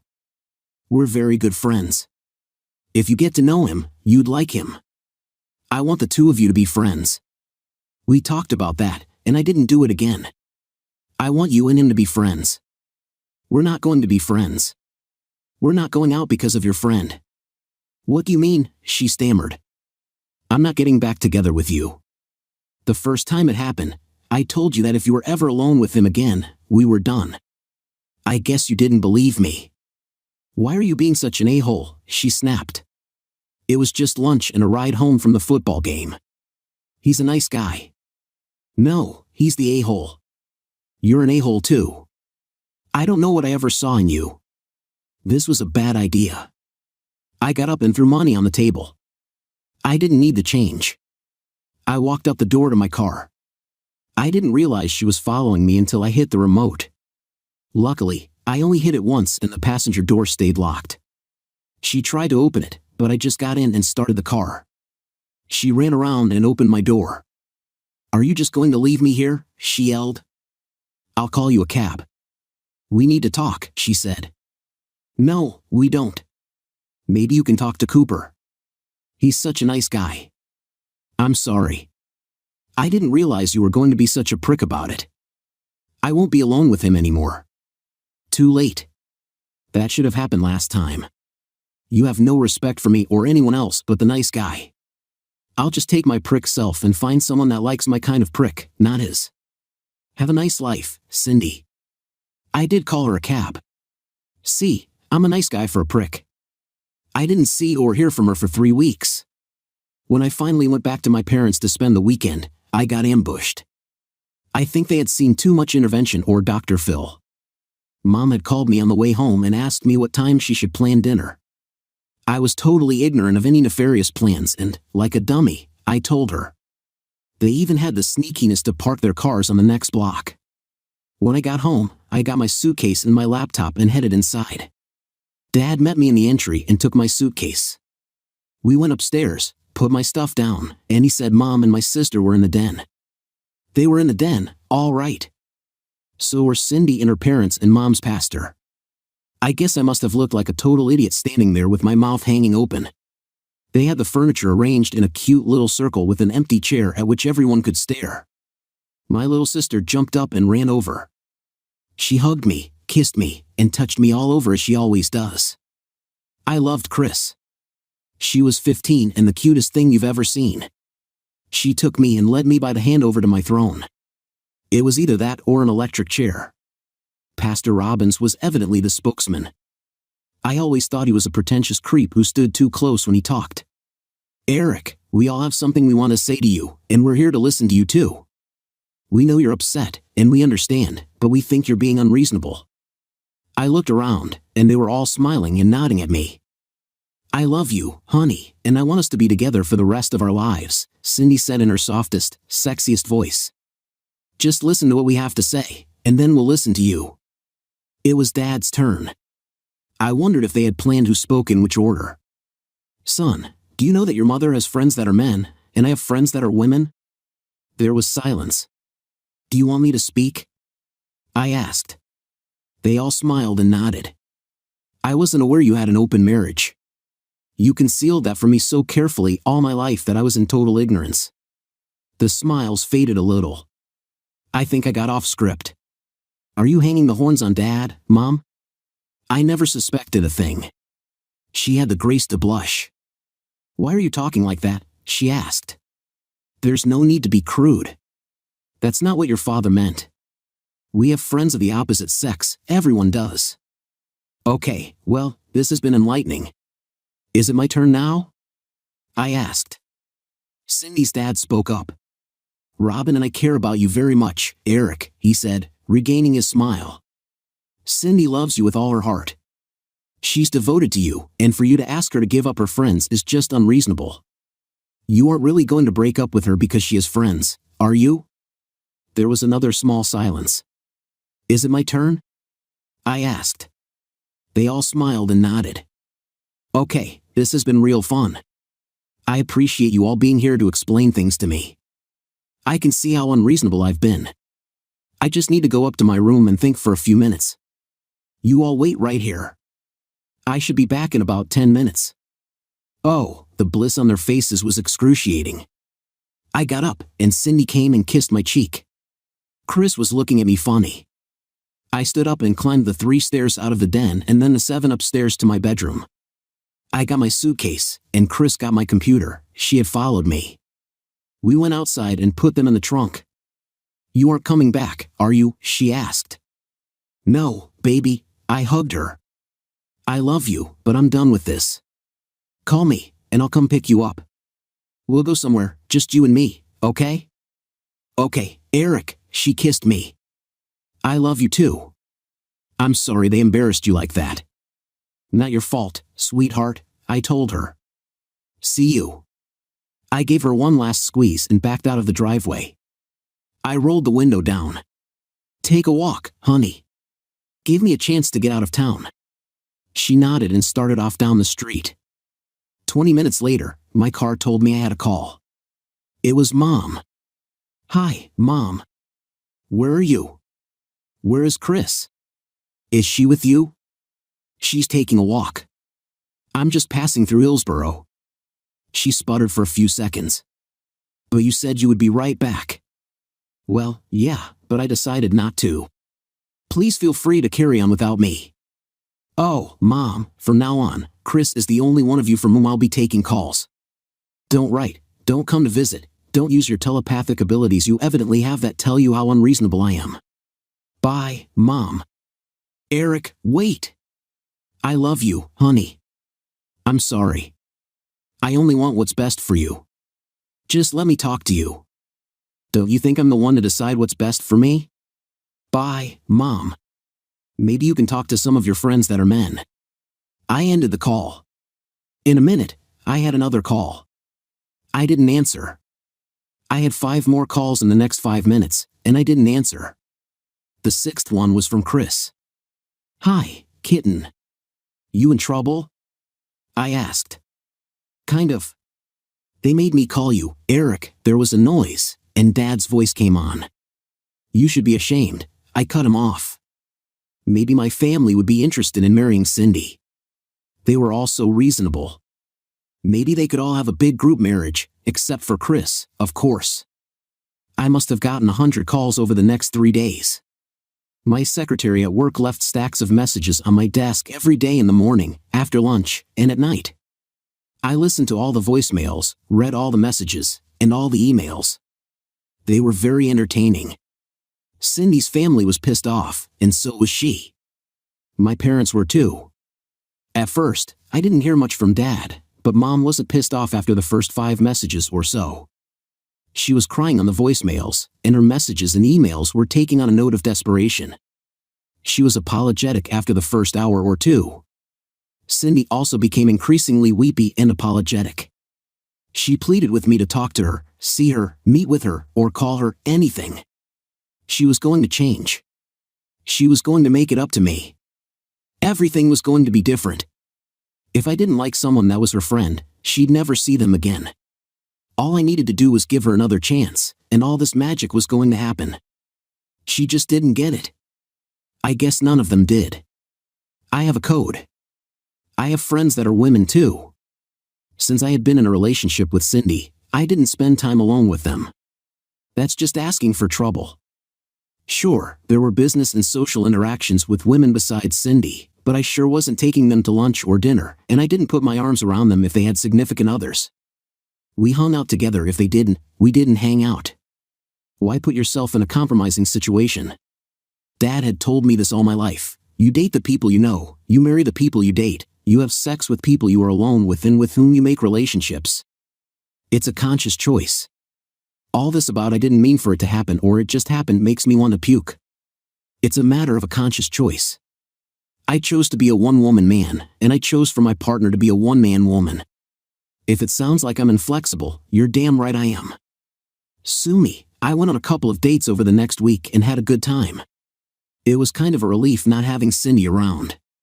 It was especially liberating not to have to wonder where she was or with whom she was having lunch. I drove back up to McKinn and stayed in a hotel that weekend. I picked Chris up to take her to Six Flags. She came running out and jumped in the car when I pulled up. "You should go quick," she said. It was too late.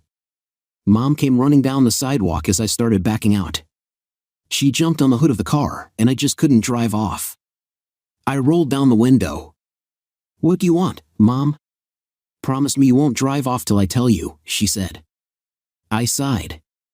Okay, I promise. What do you want? She got down and came to the window.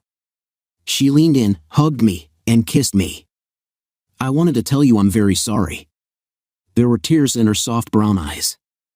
I should have respected you more, Eric. I love you so much, and you're killing me by not talking to me. You're my only son, and I'm asking you to forgive me. Don't shut me out of your life. I petted her soft cheek. What are you doing next Saturday? She looked hopefully at me. Nothing. Do you want me to do something? Why don't I come and pick you and Chris up? I'll take you to IKEA in Round Rock. Mom loved the place. Then we'll take Chris to the outlet stores and have dinner. Her smile was bright and happy. Sounds like a good time. We'll be ready, right, Chris? Chris was very excited about the outlet stores, much less so about IKEA, but she wanted to go. We had a blast at Six Flags, and I was looking forward to the next weekend. Work went well that week. I had just started, and I had a pretty steep learning curve. I got some problems in the foundry sorted out, and Jack had given me a huge pat on the back. That was also the week I met his daughter Allison. I drove up to McKinn and pulled up in the driveway. Mom and Chris came out all happy and bubbly and jumped in. Eric, I want to apologize to you again, Mom started. Let's just forget about all this. Let's go shopping. All the clothes are on me. Mom, if you buy any of that crappy furniture, I'm not hauling it home. She laughed, and we drove away. We stopped for a burger, and it was a good day. I did haul home some crappy furniture. It was just lamps, but I told her she was on her own putting them together. The instructions that came with them were written by professional obfuscators. I stopped by my favorite bar for a beer on the way home. Monday, when I climbed the stairs to my apartment, Cindy was sitting on the top step. I almost turned around and left. Then I got mad. This was my home, and I wasn't going to let her chase me off. I sighed and kept climbing. I wondered what she was doing there in the middle of the week. She was in her last year of school to be a physician's assistant. Can I come in and talk to you? She asked. What do you want, Cindy? I asked. I thought everything was pretty clear. It is. I want to muddy it up. I had to smile at that. I kind of like clear, I told her. I sighed. She was here, so I might as well get it over with. I opened the door and stood aside so she could walk past. I sat on the sofa, and she pulled a chair up in front of me. I want another chance. Well, that's not going to happen. Why does everyone but me get one? I wasn't going out with anyone else. They felt bad about what they did and apologized. So do I. I've apologized a million times. I'm sorry, Eric. I had no idea you felt like you did. How can I fix this? I'll do anything. What the hell do you mean? I had no idea you felt like you do. I told you exactly how I felt. I was stupid. I couldn't believe you really meant it. It sounded so unreasonable to me that I couldn't believe you were serious. I threw up my hands. Do you have any idea how sick I am of the word unreasonable? Maybe I am unreasonable. That's just the way I am. I'm happy with my unreasonableness. If you aren't, there's the door. I don't think it's unreasonable of me to expect my girl to not be having meals with other men alone or going to games with them. It seems like good sense to me. If that's unreasonable, that's just the way I am. I understand now. What can I do to make it up to you? What can I do so we can be together? Cindy didn't look good. Her normally vibrant hair was kind of dull and lifeless, and she was gaunt-looking. She looked like she was going to cry. Her eyes were all full of tears. I swear to God, if you start crying, I'm going to get up and throw you out of here. She sniffed a few times and dabbed at her eyes with a tissue. Eric, I'm so sorry. I didn't plan for that to happen. I didn't go to the game with him. I went with some of my girlfriends, and he was just there. We all talked, and we were having a good time. He was going to give me a ride back to the dorms. That's all that happened. Okay, I believe you. So why won't you talk to me then? She seemed puzzled. I'll talk to you about anything but me and you. I didn't think you wanted to talk about anything else. I don't understand, she faltered. I do want to talk about you and me. If you don't believe I went there to meet him, what's wrong? You were leaving with him. My girlfriends don't ride in cars by themselves with other men.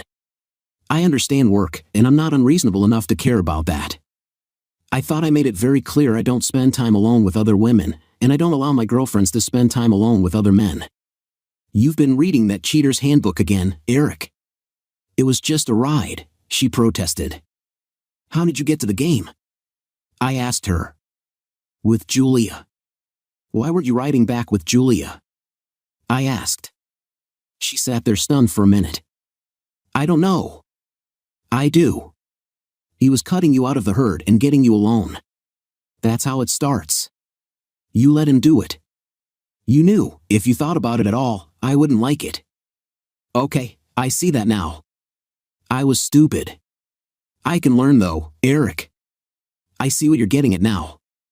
I didn't understand. Do guys really do that? How did we get together? You asked me if I wanted to get something to eat after lab, she said. Who were you with? Julia and Robin. You cut me out of the herd, didn't you? Exactly. That's how it works. I got you by yourself, just the two of us, and that's how it works. That's how romances begin. That's what Cooper was trying to do. I let him, didn't I? Yes, Cindy, you did. I can't live with that. I can't always be around to make sure you aren't going off alone with some man. That's your job, and you suck at it. I'm so sorry. I didn't realize what was going on. It all makes sense now. He's been calling me ever since, Eric. If you give me another chance, it will never happen again. I gave you another chance. You screwed it up. Yes, but I didn't understand. I couldn't figure out why you would react that way. I understand now. I won't allow that to happen anymore. Okay, let's say I believe you. What now? I asked. Will you go out with me Friday? She asked. She wouldn't look up at me. Okay, what time? I still didn't trust her, and that didn't change until I accidentally overheard a conversation. I was on my way home from work and I stopped at the grocery store to pick up a couple of bottles of wine. The liquor section had tall racks you couldn't see over. I saw a couple of guys on the other aisle. When I turned into the section I wanted, one of them was George Cooper. They were talking louder than they should have. Whatever happened to that hot babe you had on the line? The guy I didn't know asked. You mean Cindy? Cooper asked. Yeah, she was smoking, the other guy said. She has this prick boyfriend. I was just about to seal the deal and he saw us together. He threw a fit, and she won't even talk to me now. It won't last. I'll keep calling her and I'll eventually wear her down. I'm going to get some of that yet. She says she'll never talk to me again, but I'm not giving up. That surprised me. Cindy was keeping her word, and I was impressed. She'd had the chance and she passed the test. I felt a lot better about moving forward. I dealt with Cooper too. It's hard to call women when you have your right arm in a cast. He had another redshirt year and lost his scholarship. That was 27 years ago, and until about 5 years ago, she was as good as her word. Then someone gave her a book. It was something about her needs, his needs, and Cindy was all gaga about it. All of a sudden, there was all this psychobabble coming out of her mouth about getting in touch with her feelings. She explained it all to me. Men and women are different. I was shocked. Who knew? Who buys that? Do I need to pay $29.99 for someone to point out the obvious? I was pretty sure I had known that since the first time I saw a girl. There was all this about how men didn't understand women, how they often lived lives of deprivation because their men didn't understand or care about their needs, and how they could take charge of their lives by making us aware of their need for emotional fulfillment. She had all these great ideas about what we should do. We talked about it a lot for hours on end and carefully arranged and set bonding meetings. We acquired a bookshelf that was loaded with the most inane and stupid books imaginable. We watched boring and stupid movies designed to make me aware of my callousness and insensitivity. She would highlight passages in the stupid books for me to read. The insanity got more and more extreme. Most of the sage wisdom she received and dispensed seemed to have one aim: women need emotional fulfillment, and their husband is incapable of providing it. However, if he truly loves her, he will support and encourage her in her journey to discover her emotional security, and only then can she find true happiness. That had been her quest for the last 5 years. Her behavior hadn't changed as far as I knew. She went out with groups without me and spent a lot of time with her circle of other sympathetic women, but she was never alone with other men. I lived by the same rule. We both understood emergencies, work, and family, but we never went anywhere alone with members of the opposite sex for entertainment. Until that day, apparently, I really had no idea how long this had been going on. "Dad, Earth to Dad." Olivia was pulling on my arm. I hugged her. "Hi, baby." "Sorry, I was a little distracted there." "Olivia, these ladies are Samantha and Cecilia. Samantha is hurt. Can you help them?" "Where's Mom?" "That's a good question. I'm going to want to talk to you about that later. Can you get Samantha fixed up?" "Sure," she said, turning and looking Samantha over. "So, how come you're here with Clueless?" She nodded in my direction. "Eric has been helping me, and you should be more respectful to your father," Samantha told her. Olivia snorted. "Well, he's not at all respectable, so that's out. I do love him with all my heart, though. Is that good enough?" Samantha's eyes twinkled. "I can tell, honey. He's been so nice to me. He carried me here in his truck, got me in this nice room with these nice nurses, and I'm ever so grateful. You don't have to stay anymore, Mr. Hollister. Dr. Olivia and Cecilia will take care of me now." "It was a pleasure to meet you, Samantha, but if you call me Mr. Hollister one more time, I'm going to take you back." I smiled. "My name is Eric. I'm going to be checking on you. I have your groceries in my truck. What do you want me to do with them?" "Can you—" "No, I can't ask you." "Can't ask me what?" I asked. Cecilia spoke up. "Could you please take them to her house? We can't afford for them to spoil. Her grandson is there, and he'll let you in." She walked me out into the hall and gave me the address. I turned to leave, and she spoke softly. "Eric, I'm so grateful to you for helping Grandma." She stood up on her tiptoes, kissed my cheek, put her arms around me, and hugged me. "You're a really nice man." I patted her shoulder and walked outside. When I went out the emergency room doors, I saw Cindy and Pierce hurrying toward the entrance. I kept a big concrete column between me and them and heard them talking. "This is very bad, Elliot," Cindy was saying. "This is very bad. God, I hope he's still there. We've got to fix this. We'll tell him we were planning the board meeting. He can't find out about us." "I'm not ready yet." "Eric's too stupid to figure it out," Pierce said. "He doesn't have a clue." "You're wrong. He's smarter than either one of us. Our only hope is that he didn't suspect anything. Remember, we were planning the board meeting. I'll get Julia to say she was there." Talk about shocked. I guess I was really stupid. I never suspected a thing. I walked to the truck in a daze. I was 2 blocks away before I thought to check the address Cecilia had given me. I was going the wrong way. I went around the block and my phone rang. It was Cindy. I didn't answer. I found the address. It was a little white frame house with a nice vinyl fence around it. I got the groceries and carried them up to the door. When I rang the bell, a slender guy answered. "Are you Samantha's grandson?" I asked. "Yes." "What can I do for you?" he asked. His voice was kind of high and breathy. "She had an accident, and I brought her groceries home for her," I told him. "She isn't hurt bad, but she broke her arm and got scraped up a little. Your sister asked me to bring these over." "I don't have a sister." "If you mean Cecilia, she's my cousin." "Sorry, my bad. Can you put the groceries away for her?" "Yes, I can." He looked me up and down. "Would you like to come in?" "No, got to run," I told him uneasily. "Wait. Are the eggs broken?" They were, and I had promised her more eggs. That gave me a reason to come back when Samantha was there. Now I had some business to attend to. I drove to Julia's, and she was home. She looked shocked when she saw me at the door. "Paul isn't here," she said nervously. "I wanted to talk to you anyway," I told her. Paul pulled into the driveway just then. "Well, I guess he's here now," I said. He jumped out and grabbed his briefcase out of the back seat. "Hey, buddy," he called. "Let's grab a beer and sit on the porch. It's a nice evening. Julia, honey, would you grab Eric and me a couple of beers?" We sat down on the porch, and Julia came out and handed us a couple of bottles of Paul's home brew. He makes very good beer. This was a nice pale ale. She started to go back inside, and I caught her hand.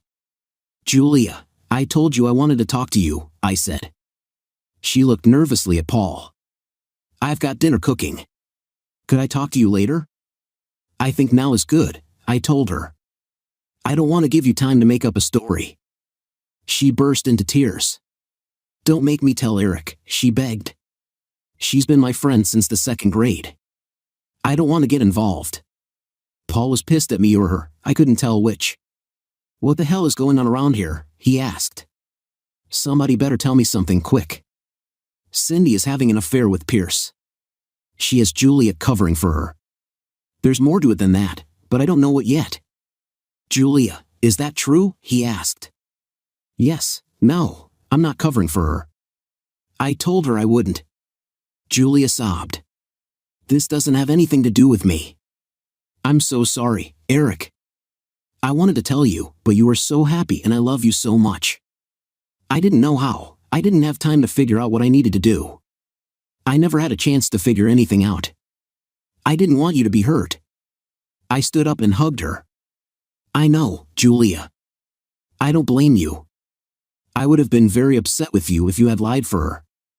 I'm very sorry you got dragged into this. You don't deserve any of this. I'll make it up to you somehow. It may take me a while." She sobbed into my chest. "I'm so sorry, Eric. I don't know what's wrong with her. She's acting crazy. Maybe she'll come to her senses. Do you know how long this has been going on?" I asked her. "No, the first I heard about it was when she called me an hour ago. She acted like it had been going on for a while, though." "Well, I apologize again, Julia. Paul, I didn't mean to drag you guys into this. I just knew she was trying to get Julia to lie for her. I had to see it for myself.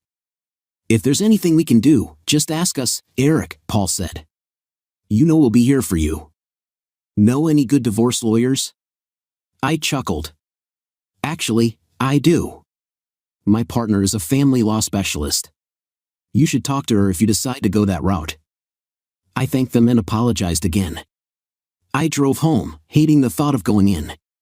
Cindy wouldn't be there, but Olivia would. What was I going to say? I wondered if she knew and was covering for her mother. I would have to find out. That would just kill me. I was hurting enough as it was. I called her on the way home and told her I would pick up chicken for dinner. Popeyes was happy to supply that, and we sat down at the table and ate. She caught me up on Samantha. She got some pain medication and a cast, and Cecilia had taken her home. We chatted for a while, and I just couldn't get started. I wasn't even sure I wanted to know. She finished putting the leftovers away, and I just picked her up and carried her to the sofa, sitting her down and hugging her. She looked up at me and saw the tears streaming down my cheeks. "Daddy, what's wrong with you?" she asked. "Why are you acting so weird?" "Livy, I always called her that when she was little. You know I love you very much, don't you?" "Yes, I love you too, and you're starting to freak me out, Daddy. You're not sick or anything, are you?" I had to laugh. "No, baby, I'm not sick. Do you have anything you want to tell me about your mother? I know you work together." She looked up into my face with those bottomless blue pools that were her eyes. "You know, don't you, Daddy?" she said softly. "Yes, I found out today. Why didn't you tell me, baby?" She began to cry. Because I didn't have any proof. I suspected it. I confronted her about it, and she just laughed at me. She said I was being ridiculous and she didn't want to hear anything like that again. I couldn't prove anything other than that they disappeared at odd times and acted weird around each other. "What are you going to do, Daddy?" "I guess that depends on her. I'm going to confront her too. I won't listen to lies. If she lies, we're done. We may be done anyway. I don't know how to get over this, honey. Will you help me? I'd die for you, Daddy. She held me tightly. I'm on your side here. She's lying and cheating. I won't stand for that. The idea of my mother lying to me just kills me. The idea of her doing that to you makes me madder than hell. I want to slap her. Yeah, me too, I chuckled. I don't want to go to jail, and I don't want you to get violent either. We need to be cool, okay? Yes, I know, but I'm still very angry. We should change the locks on the door or something. That does sound tempting, I laughed. I'm afraid that would only be temporary. She can get the law to let her back in. Let's just see what happens when I confront her. I want to be there. This is my family too. Okay, we'll just sit here, and I'll hold you until she gets home, okay? We cried together for a long time. I felt like my life had crumbled around me, and I didn't know what I would have done if my baby hadn't been there for me. It still hurt worse than anything I had ever experienced, but I knew that Olivia and I would be together. We finally just cried ourselves out. We made a few adjustments to our living arrangements and waited. She got up and got us a bowl of ice cream, and we watched a movie until we saw Cindy's car lights turn into the driveway. She looked very nervous when she came in and saw us sitting there. Olivia was still next to me with one arm around my neck. Cindy tried to bluster it out. Hey, you waited up, she said. She walked over and tried to kiss Olivia, but she put a hand up. Save it, Mom, she practically spat at her. We know all about it. Don't try to pretend everything is okay. Eric, could I speak with you alone for a few minutes? Cindy started to walk toward the bedroom, but when she noticed that I hadn't moved, she stopped. Just a few minutes, she said. No, we're good, I told her. What do you think you're doing, Cindy? She came back and sat in the club chair across from us. I saw her square her shoulders and take a deep breath. I have a relationship with Elliot Pierce. This doesn't have anything to do with us, Eric. We're fine. This is something entirely separate from our marriage. I'm not leaving you or anything. This is just something I need. I can talk to Elliot, and we have an emotional connection. We've talked it over, and you won't be able to tell any difference in our lives. I won't neglect you, this is just between me and him. I need something different. I've been very happy with you, but I just need something different than what you give me. Olivia laughed. Yeah, like that's going to happen. Get real, Mom. Olivia, this doesn't have anything to do with you, Cindy said. This is between your father and me. So, when will you be moving out? I asked Cindy. What are you talking about? She asked. I'm not moving out. Why would I move out? Well, you need a new place to live, I told her. After the divorce, we'll have to sell this house. Olivia and I need to find another place. What divorce? She said.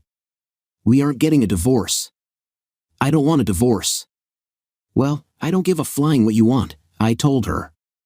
The total lack of respect you just showed me, and your daughter just got you one. What in the hell have I ever said or done over the last 27 years that would make you think I would accept this? No, we're getting a divorce, Cindy. I predict it's going to be a long, nasty one. Then you're going to have a long, nasty, lonely life after the divorce too. Why are you being like this? Why can't you just accept that I have needs that aren't being met? She complained. It doesn't have to affect us at all. We're not getting a divorce. I love you, and I want to be with you for the rest of our lives. Well, too bad. You don't always get what you want, I said. I want to have a wife that isn't sleeping with that creep Pierce. Did I get what I wanted? Did anyone ask me if I wanted to get sloppy seconds from that douchebag? I don't remember that conversation. Eric, I want to be a 304, and you don't mind, do you? When did we have that conversation? Did you hear that conversation, Livy? No, I didn't hear it, she said. Did you really tell Dad you wanted to be a 304, Mom? This is ridiculous. Cindy stood up. I can see neither one of you are adults. When you grow up, we can talk. If you're just going to insult me, we can just not speak. Good. I don't like to listen to 304s anyway, Olivia said. Are you leaving anyway, Mom? I've always wanted to have Daddy all to myself. Hek adorable. I'm not going anywhere. Cindy screamed. Stop saying that. Oh, you're going somewhere, I told her. Hell, I hope. Maybe they have a cheater's wing. I predict you'll be gone in a week. You have this idea that you're a virtuous, nice person and you're being so reasonable and so loving, but you're not. Now that we all know what you are, you won't be able to stand being around us. You're just a pretty rotten person, Cindy. You have no concept of right and wrong. Now we all know it. I'll be telling all our friends, our family, the people you work with, everyone. I'm going to enjoy this. Just how long do you think you can put up with that? You're not going to tell anyone, she said. It would be too embarrassing for you. You just need time to get used to the idea that you're going to be very happy. You won't be affected at all, I promise. I love you, Eric, and I'm going to make sure you're happy. Olivia burst out laughing. You really are a stupid witch, aren't you, Mom? You don't have a clue how evil you are. You haven't done anything but all over our family, your husband, and your marriage. No, you're not going to make him anything but miserable. His happiness is now my project. I couldn't help giving her a thankful squeeze. I had to let out a little spleen. Cindy, do you remember George Cooper? Her face went pale. This is George Cooper but permanent. Good luck with the rest of your life. You might even hook up with him again. You don't seem too picky about the people you sleep with. You a-hole, she said. How can you bring that up? This isn't like that at all, and you're the only man I've ever slept with. I haven't slept with Elliot. Olivia and I looked at each other. I was kind of shocked. The question was, did I believe her? Then there was another question, did it matter? I decided it didn't. Well, what's holding you back? I asked her. You are, she said. I need for you to accept this. Elliot and I talked about it. If you really love me, you'll be happy for me that I found this emotional outlet. He doesn't mind that I love you and that I'll never leave you. This is just about me meeting my emotional needs. Olivia was hysterical. Oh my God, she gasped. She couldn't stop laughing. Mom, I never knew you were so stupid. Where did you come up with that? Did that evil creeper Elliot fill your head with that nonsense? You're too stupid to live. God, I hope I didn't get any genes from you. Cindy went red in the face, and I thought she was going to explode with rage. Olivia, you can go to your room, she said. I won't have you disrespecting me like that. Are you nuts, witch? Olivia asked. I'm 25 years old. I'm a grown woman. You can't send me to my room. I make the house payment here every 3 months, just like you do. I have my own wing. Why don't you go to your room? Oh wait, that's Dad's room. Maybe we'll let you stay in one of the guest bedrooms until the divorce. Maybe since you haven't screwed him yet, it's not too late for you to save your skanky bum. Maybe if you beg and crawl long enough, Daddy will forgive you. He's a really nice guy. I'm not so nice. I hate a cheater, and you're one. I hope the creeper was worth it. Do you know he's hit on all the females at the hospital, including your daughter? That's just a lie. Cindy shouted. He loves me. You're just making that up to hurt me. Why are you guys being such a-holes about this? Don't you want me to be fulfilled and happy? I needed to get a handle on this before it escalated out of control. Cindy, you're digging your own grave every time you open your mouth. You should stop talking. I accept that you need to be fulfilled and happy, there's the door. Chase your dreams. You need to give up this idea that you can have your cake and eat it too. You broke the deal. Cindy, if being with me was part of your fulfillment, you just tossed that away. Maybe you can be fulfilled with Pierce, but I don't know, he looks like he would have trouble filling anything. He's an anemic little turd, and he's getting ready to be unemployed. Maybe he'll have a pot to piss in after his divorce, but I doubt it. I think his wife is smart enough to have a prenuptial agreement. I'd be surprised if you keep your job, too. Her father is the AMA president for this state. When they find out what the two of you are up to, it may get ugly. We haven't done anything, she protested. There's no reason for all this. You lied to me, tried to get Julia to lie for you, and planned to hang the horns on me with that pathetic piece of, and displayed professional misconduct. Neither one of you was on duty when an emergency showed up that you were supposed to be covering. I think the board will frown on that. You may both lose your licenses. We didn't do anything wrong. She began to panic. I guess the script we had worked out was going off the rails. Besides, I don't believe you haven't screwed him, Olivia said. You've lied about everything else. I haven't had sex with him, Cindy said. I'm not lying. Why should we believe anything you say? I asked. You were at least planning to, and that's just as bad. Do you see the problem here? We don't believe you. That's what happens when you start lying. No one believes anything you say. Worse, you tried to get Julia to lie for you. I heard you planning that lie. Cindy, I think you should go and see if Pierce has any more good ideas. I'm not going anywhere, she said. You probably changed the locks while I was gone. Olivia and I looked at each other and nearly choked laughing. Cindy had no idea what we were laughing about, but she didn't like it one bit. I don't know what you think is funny about this situation, but I find nothing humorous about it, she fumed. No, it's an inside joke, I said. The situation isn't funny, it's pathetic. You're pathetic, Cindy. Now screw off. Olivia and I were doing something when she yelled, wept, and had a hissy fit, but Olivia just turned up the volume on the TV. We have a killer sound system, and we just ignored her. She finally stomped off to the kitchen and warmed up some of the chicken. She came back and tried to sit on the sofa with us, but we moved to my big recliner. She finally had enough. Fine, she screamed over the TV. Just act like a couple of spoiled brats. I'm going to bed. When she got to the bedroom door, she discovered it was locked. Olivia turned the TV down for a minute. Your stuff is in the blue room, she said sweetly. That's Daddy's room, she said, turning the volume back up. Cindy just stood there glaring at us before stomping off down the hall. When she closed the door, I kissed Livy, and we went to bed. I left for work in the morning before they were up, but there was nothing going on. Jack was in a meeting and had left instructions for me to take the day off. That was good because I had an appointment with Paul's partner. Her name was Jasmine Albright, and she was one hell of an impressive lady. She was probably about 40, and she just oozed class. She was tall, slender, and dark with this mane of auburn hair, and she was just gorgeous. She was as sharp as a whip too, and she got me squared away pretty quickly. I spent the rest of the day running around, doing all the errands she wanted me to do. I visited the bank, the insurance agency, HR at work, and our investment advisor.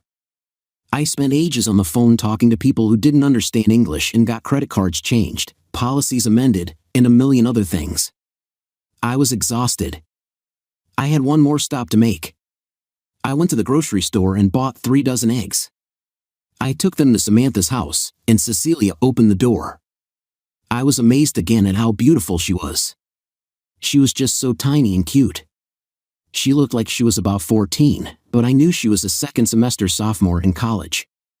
The slender fellow was missing, and I was pleased with that. Cecilia hugged me and invited me in. I had stopped by Starbucks and bought 3 coffees and 3 poppy seed muffins. Samantha was reading a magazine in a comfortable chair in the living room, and her face just lit up when she saw me.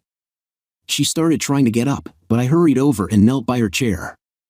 I hugged her, and she gave me a kiss on the cheek. The 3 of us sat around, drank our coffee, and ate muffins while we talked. Samantha was feeling a lot better, and she couldn't stop telling me how much she loved Olivia. We talked about Cecilia's schoolwork. She wanted to be an education administrator and was planning to transfer to a 4-year school after graduating from the local junior college. She was working hard to get a scholarship. I admired her surreptitiously. She had huge brown eyes and a little pixie face. Her hair was a curly mop about a foot long, covering her right eye most of the time. One tiny ear was showing, and it was kind of pointed like an elf's. In fact, she looked like someone's fantasy drawing of a magical creature. She caught me looking a couple of times, but she just smiled and winked. I stayed for half an hour, kissed them both goodbye, and promised to visit again soon. When I left, I felt like I had made 2 good friends. I thought I'd check on them often and see if they needed anything. They hadn't mentioned any men in their lives, and the slender young man didn't seem very handy. Livy was home when I got there, and I took her out for barbecue. I told her about my day, and she said Pierce had taken Cindy out somewhere for a long time. I guess they were planning their strategy while I was executing mine, and it was going well. We both went to bed before Cindy came home. She knocked on the bedroom door, but I put in my earplugs and just went back to sleep. I left in the morning, and there was a note for me on the table. Cindy thought we needed to talk and asked me to wait up for her that night. Work was back to normal, but I wasn't on my game. Allison came in to discuss some sales stuff, and I just couldn't get focused. The third time she had to shake me, she asked what was going on with me. "I'm sorry, Ally. I'm not at my best today," I told her. "Well, you better get that way," she said. "What's your problem?" "I'm getting a divorce," I told her. Her jaw dropped. "What the hell, Eric? What did you do?" "I didn't do anything," I said. "Well, I probably did lots of stuff, but Cindy came home and announced that she was having a relationship with that prick Pierce. It isn't going to affect our marriage at all. She's going to make sure I'm not unhappy, but she has to fulfill her needs." Jesus Christ, she exploded. "Does the guy have a foot-long tool or something? What the hell does that even mean?" I asked. "I have no idea," I told her. She's spouting some drivel about emotional fulfillment. She insists she hasn't slept with him, but she's going to, and if I love her, I'm supposed to let her be happy. She stood up and went to the bar, poured us a couple of fingers of her good bourbon, and came back to sit down. Allison is one of the most beautiful women I've ever met. She just exudes sensuality every time you look at her. It's almost impossible to pinpoint. Her body is just perfect, tiny waist, very firm, round hips, and the longest legs on earth. Her face puts that body to shame. She's a tiger, though. She chooses men like a shark in a school of bait fish. I've always been about half afraid of her. She had quite a crush on me when she was a teenager, and it was kind of touch and go there for a while.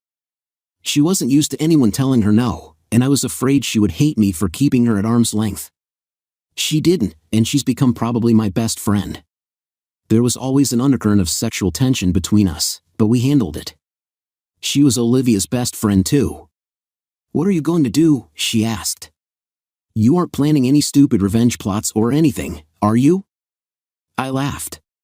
"No, I just want to get this over with and move on. I've wasted way too much time already. I just don't care, Ally. I'm just tired. I'm too old and too numb to plot. I am going to take Pierce down, but I'm not going to kick his balls or anything. I won't do anything illegal. His balls are in a sling, but he doesn't know it. I don't care enough about him to kick his balls. I was wrong about that, but I didn't know it at the time. I really believe that if they had just left me alone, we would have been fine." Allison hung out with me the rest of the day, and it was very good for my ego. She made me promise to take her out to dinner on Friday night, and I went home. When I opened the door, there was a lot of yelling going on inside. Cindy and Pierce were sitting on the sofa, and Olivia was standing in front of them, reading them the riot act. She was poking her finger in Pierce's chest, and he made the mistake of slapping her hand away. Before he knew what hit him, she grabbed his hair and pulled his nose down to meet her rising knee. The nose didn't win that encounter, and I dragged him by his hair out the door. When we got out on the porch, Olivia kicked him in the ribs, and I body pressed him up to eye level and threw him off the porch into a barberry shrub. He screeched like he was being clawed to death by house cats and thrashed his way to the ground. Those thorns scratched the hell out of him, and he crawled out to the curb and got into a car that was parked there. He burned the tires getting out of there. I looked at Olivia, who burst out laughing. We split our sides out there on the porch. Cindy wasn't amused. "I can't believe you did that," she screamed. "We came over here to have a civilized conversation, and you just acted like savages. I can't believe you did that to that nice man. You aren't even giving him a chance. You'd like him if you just gave him a chance." "I did give him a chance," I told her. "I didn't kill him, so he has a chance to start running when he sees me." "Screw off, Cindy." "Baby, you want to go to a movie?" I asked Olivia. We cleaned up, changed, with Cindy standing in the hall raving at us, and went out. We saw a really bad movie that Olivia loved and I hated, then went out to eat wings. Cindy was gone by the time we got home. Maybe there was an emergency at the hospital involving thorn removal. I took Allison out to eat Friday night and we went to a club. My conscience was clear, my marriage was over. She was an amazing dancer and gave me all I could handle. Guys kept asking her to dance, and she said she didn't dare come without an escort. I volunteered to escort her anytime. My social calendar isn't exactly packed with smoking hot women, I told her.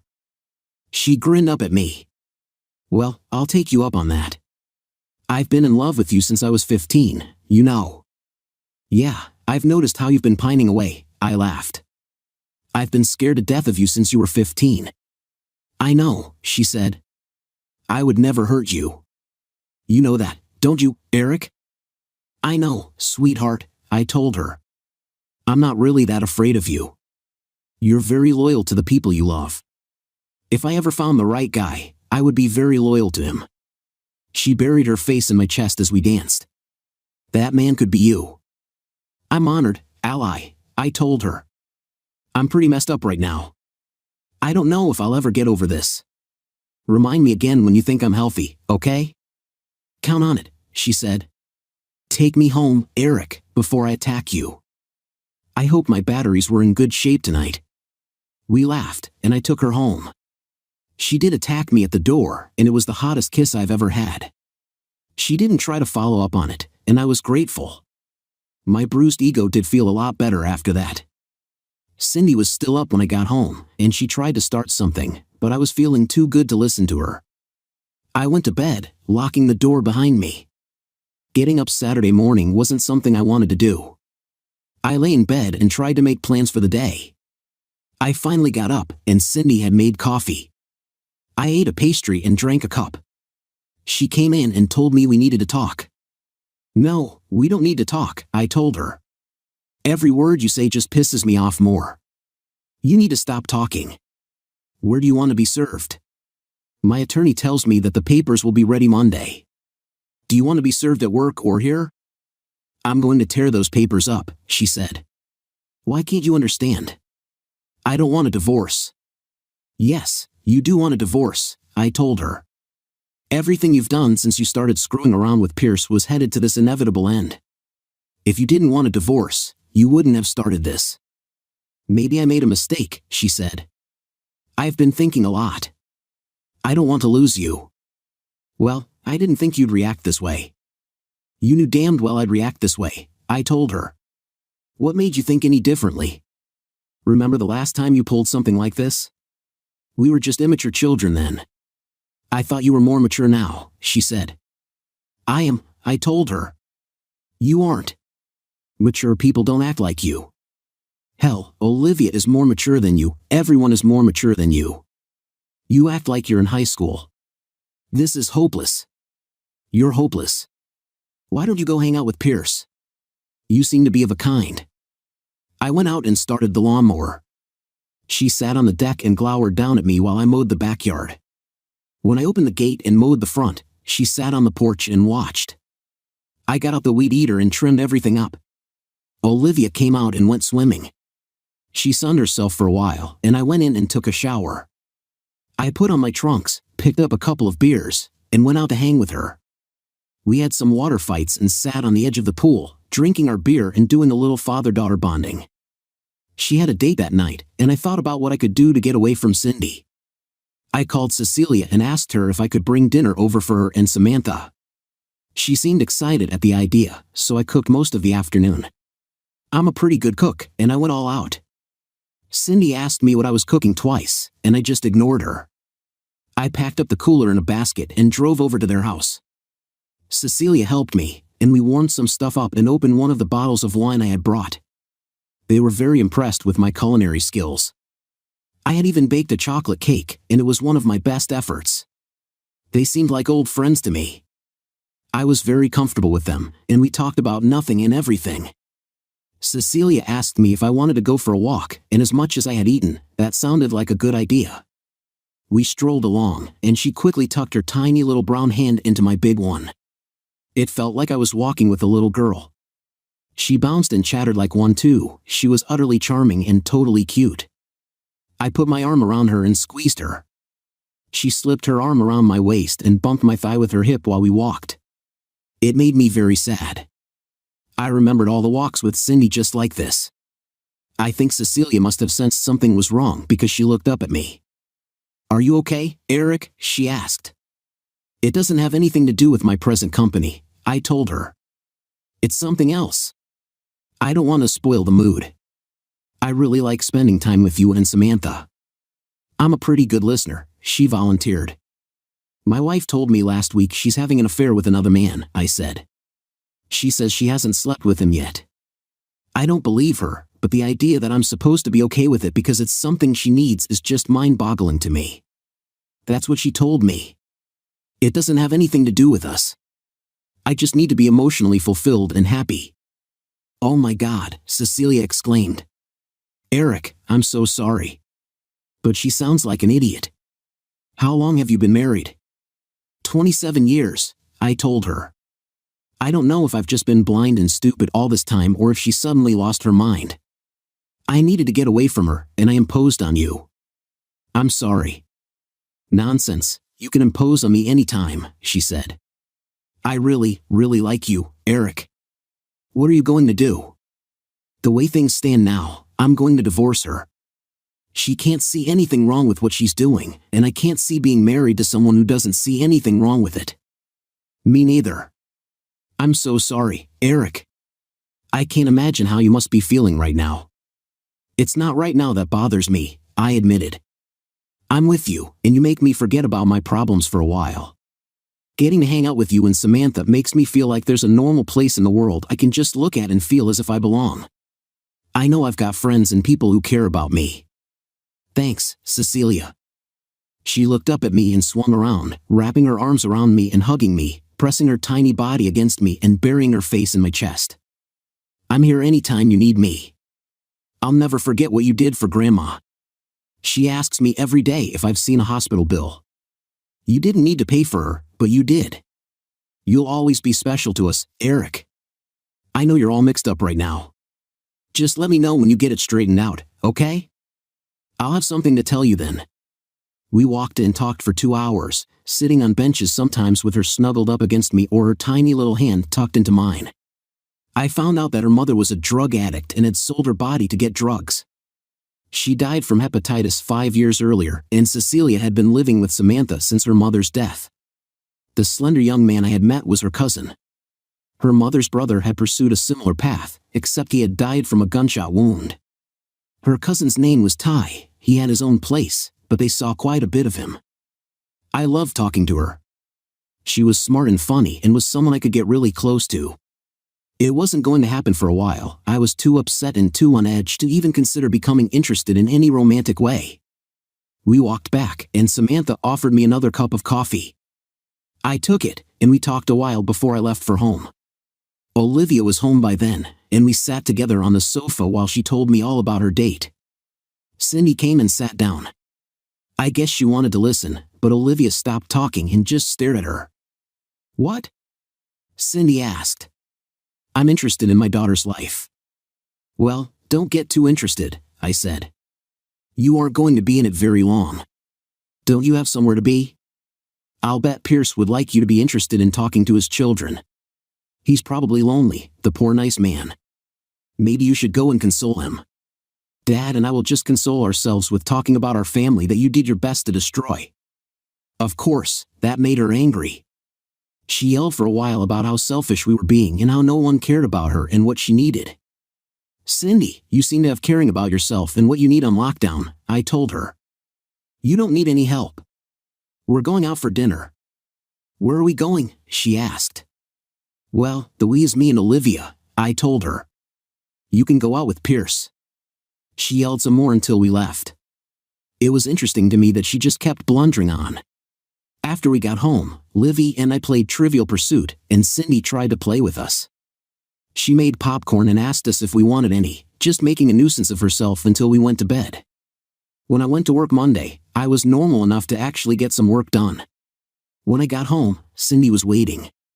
She was off Mondays and had evidently been busy. When Olivia came in, dinner was on the table. She had gone all out, and it was very good. She could always cook. She tried to make normal conversation, but we mostly ignored her. I went and met Allison at the bar, and we talked shop and played pool for a while. She's a pool shark too, and she took me to the cleaners. Olivia called me about 8 and told me to meet her at the Riverside Inn. She said it was important but wouldn't tell me why, just that it was important and I should hurry. Allison wanted to come, and when we pulled up, I saw Olivia's dart across the street. She came over and scooted Allison over next to me when she got in the truck. "Hey, Alice," she said. "Dad, Mom left right after you did." She had been on the phone, and I think she was talking to Pierce. I followed her, and they came here. They checked into a room, and they've been in there for about 20 minutes. I think we should pay them a visit. I've got our video camera, and I think they're doing the dirty. This will be evidence.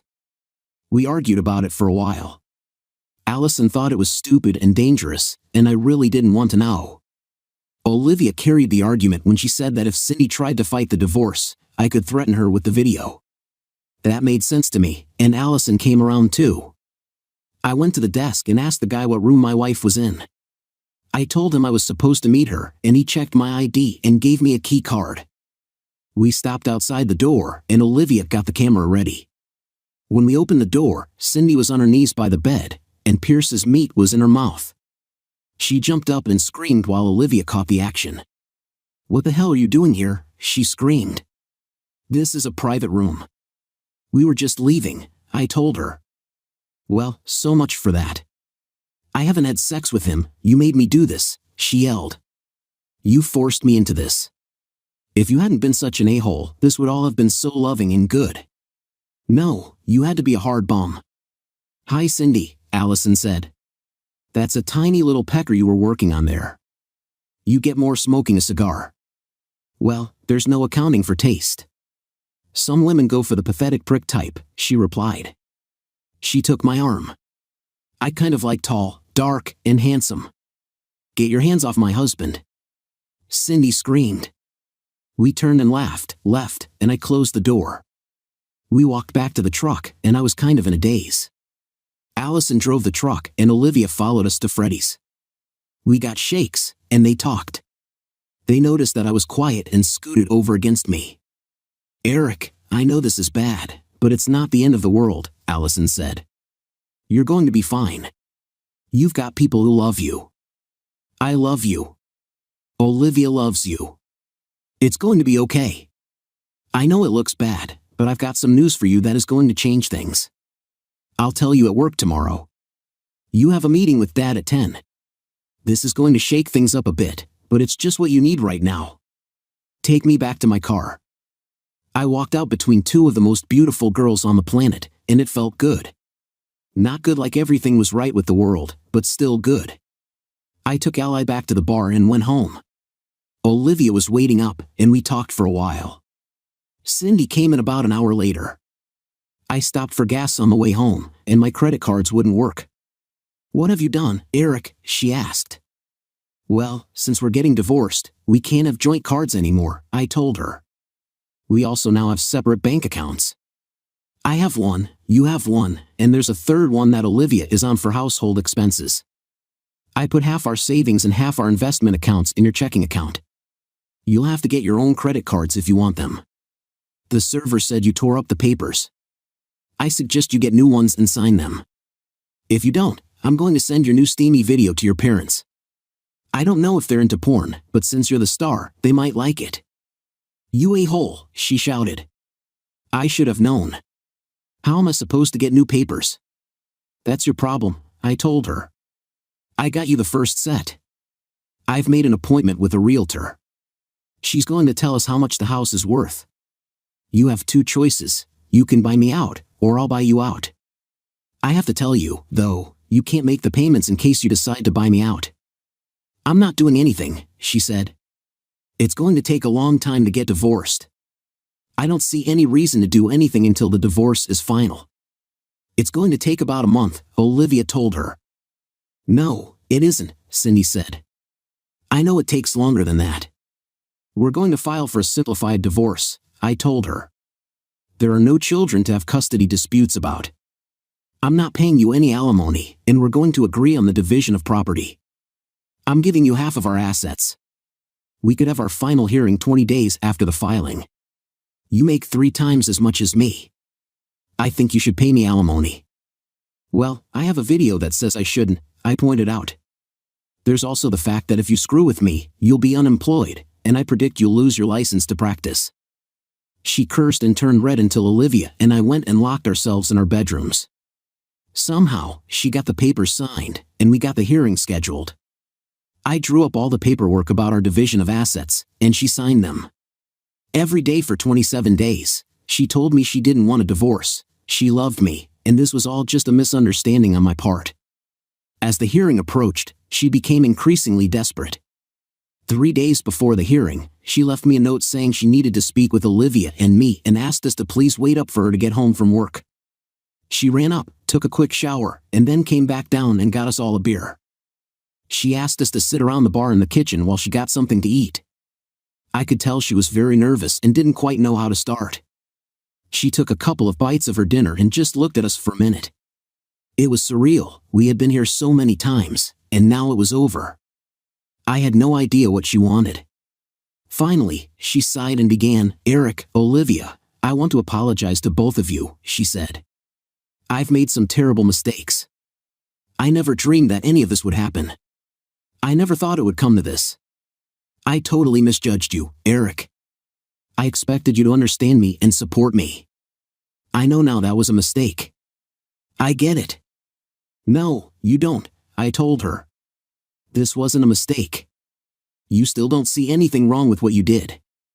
The problem in your mind isn't what you did, the problem is that I didn't understand and support you. It was just an emotional need I had. Why can't you understand that I love you, Eric? I always have and I always will. Why are you so jealous and immature?" "Well, I remember something about standing in front of 100 people and promising to forsake all others," I told her. "You told me you understood me and that what you did then would never happen again. It did, and it's worse this time. This isn't about me not understanding and supporting you, Cindy. It's about you lying, cheating, and being unfaithful. You did this, not me." "Oh, please," she said, now disgusted. "What about all the time you spend with Allison? I know about you and her." "You don't know," I told her. "I've never so much as laid a finger on that girl. Don't imagine I didn't think about it, though.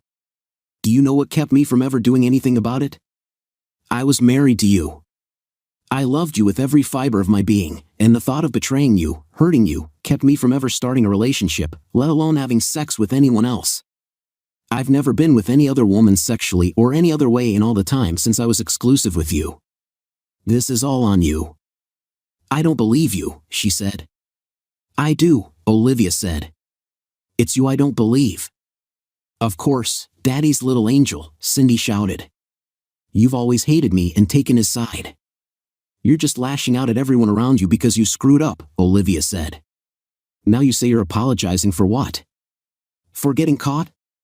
What's the matter? Did old Needle Dick not turn out to be such a great deal after all?" "You have no idea what you're talking about," Cindy yelled. "Sure I do," Olivia chuckled. "I've seen the video. It's pathetic, Mom.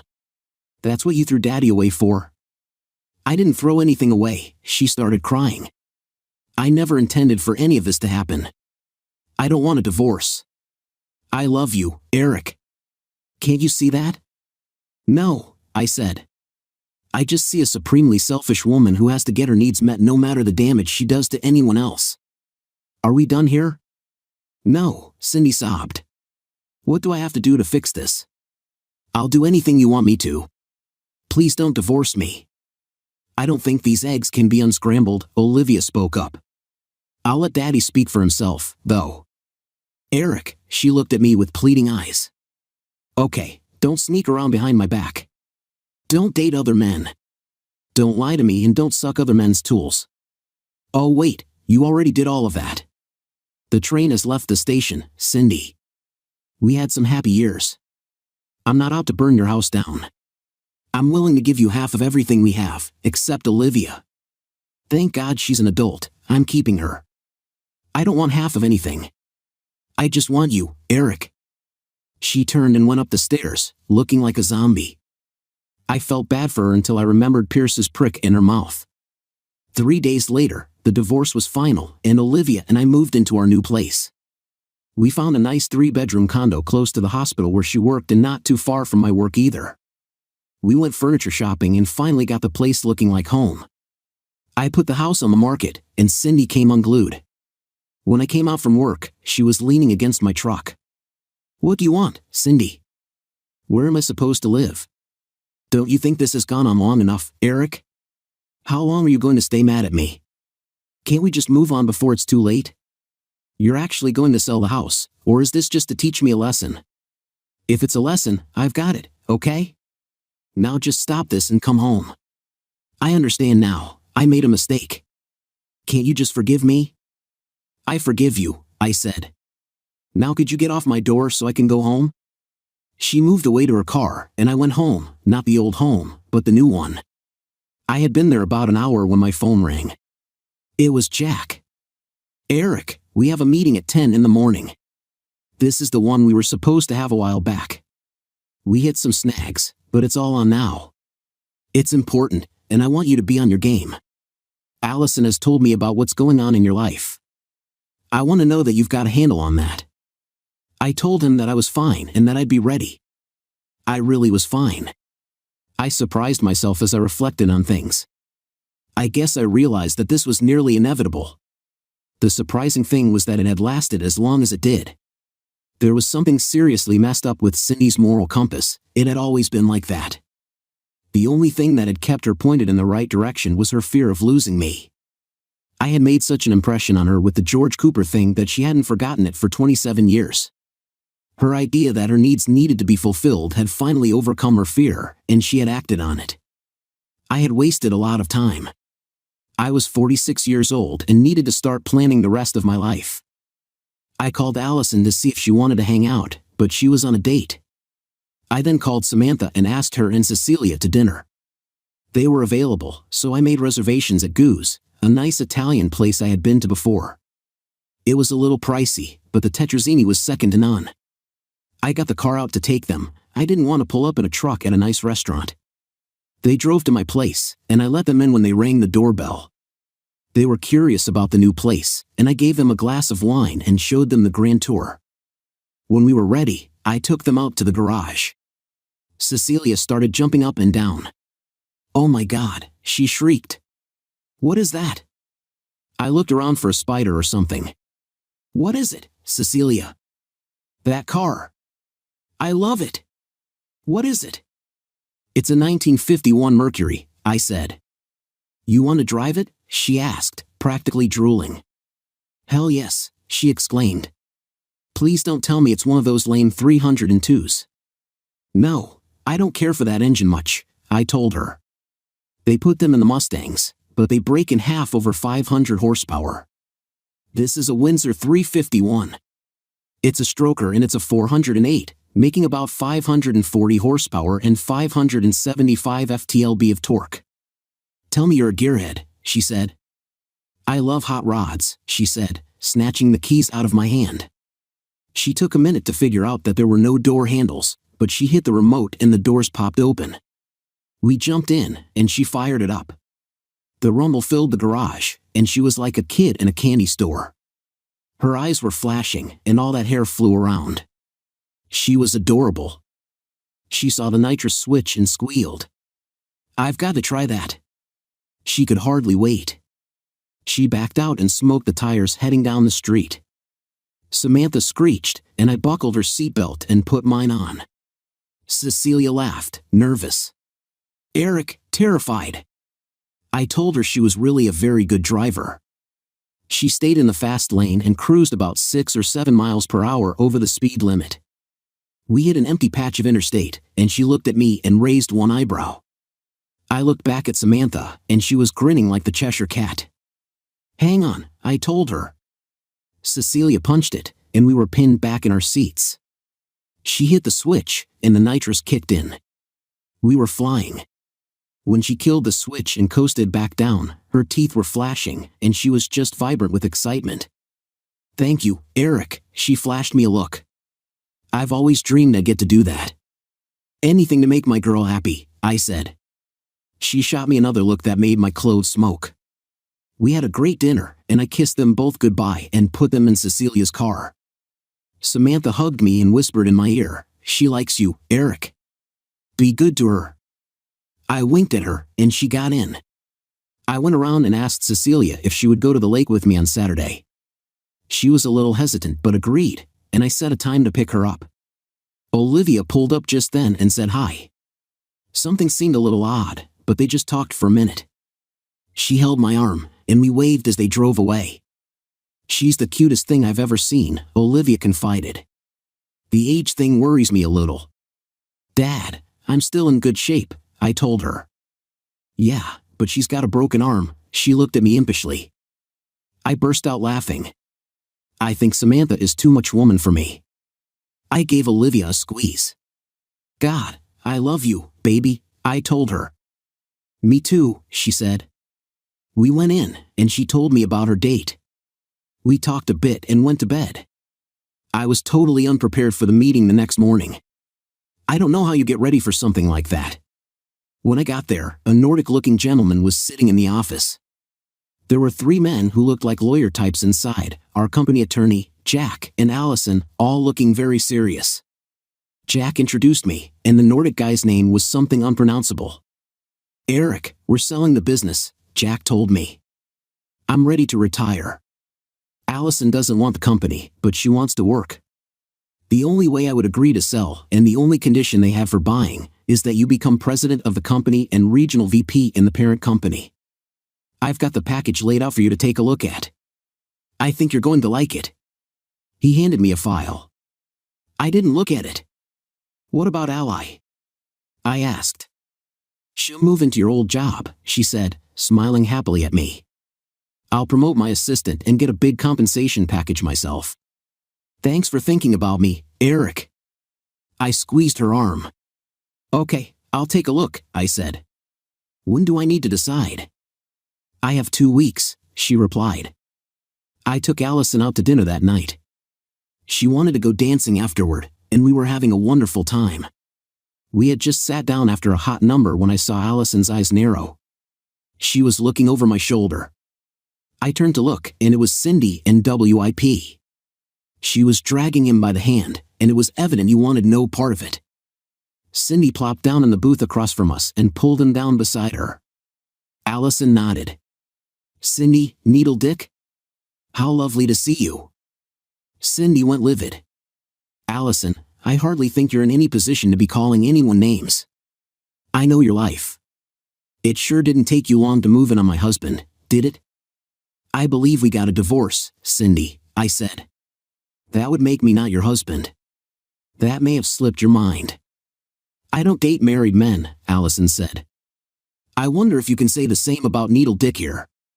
Is he divorced?" I know his wife filed, but I hadn't heard it had come through. "Yes, and we all know who's responsible for his wife kicking him out and not letting him see his children," Cindy snapped. "Did you really have to send her that video, Eric? You destroyed a good man's marriage. I think you also had something to do with getting us both fired too. I hope you're happy with yourself." "Well, I almost think I am," I told her. "I'm no longer married to a cheating 304. The bag that destroyed 2 marriages is in a world of hurt, and I think it's actually you who are responsible for everything that happened to you. I hear the state is going to revoke his license, something about not being in the emergency room when an emergency came in. I hope your needs are being met. Emotions doing okay now?" "It's been wonderful," Cindy said. "But I think you should take that and go. Olivia hasn't spoken to me since you moved out. Did you have to poison her against me? That's all on you. I haven't said one bad word about you. The thing is, we don't talk about you at all. Cindy, you hurt us, but we're moving on. Give her a call if you want to talk to her." "She doesn't take my calls," Cindy snarled. "She has me blocked. This is my problem now. Maybe she's meeting her needs. It's time for you to go.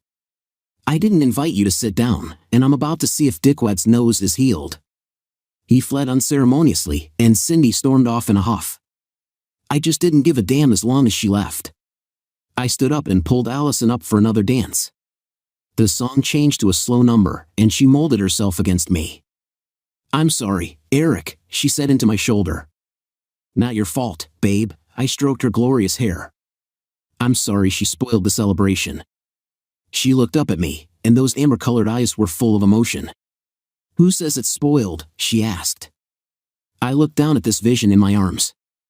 I remembered that 15-year-old girl in white stockings and a school uniform sliding onto my desk, flashing me a glimpse of white lace panties and all the cleavage she had.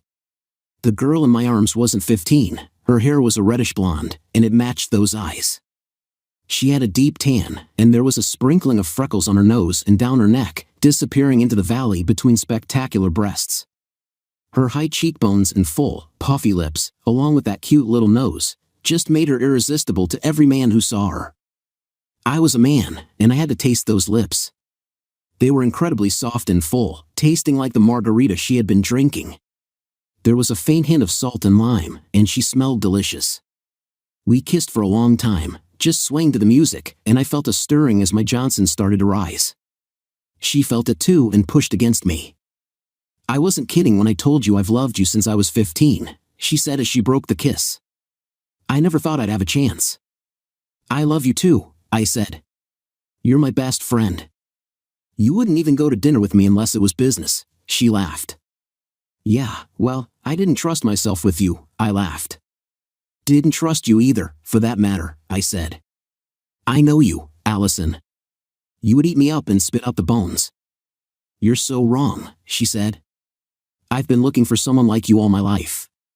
You just set the bar so high that I could never find that guy.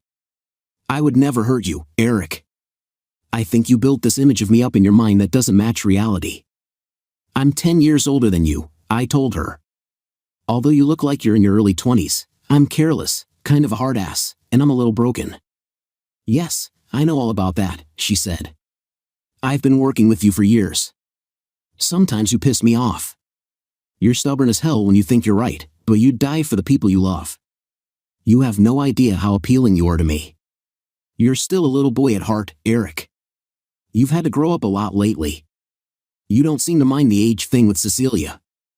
I looked at her sharply, and she burst out laughing. "Your daughter's my best friend," she said. Her eyes flashed, and she pulled me down for another kiss. That lush body against mine drove me wild. "Take me home, Eric," she said. We pulled out onto the street and stopped at the light. She leaned over toward me, and we kissed, just tasting each other and exploring. God, those eyes, who is Amber Eyes? I pulled her tightly against me. "Take me home and make love to me, Eric," she said. "No strings, just two people who love each other.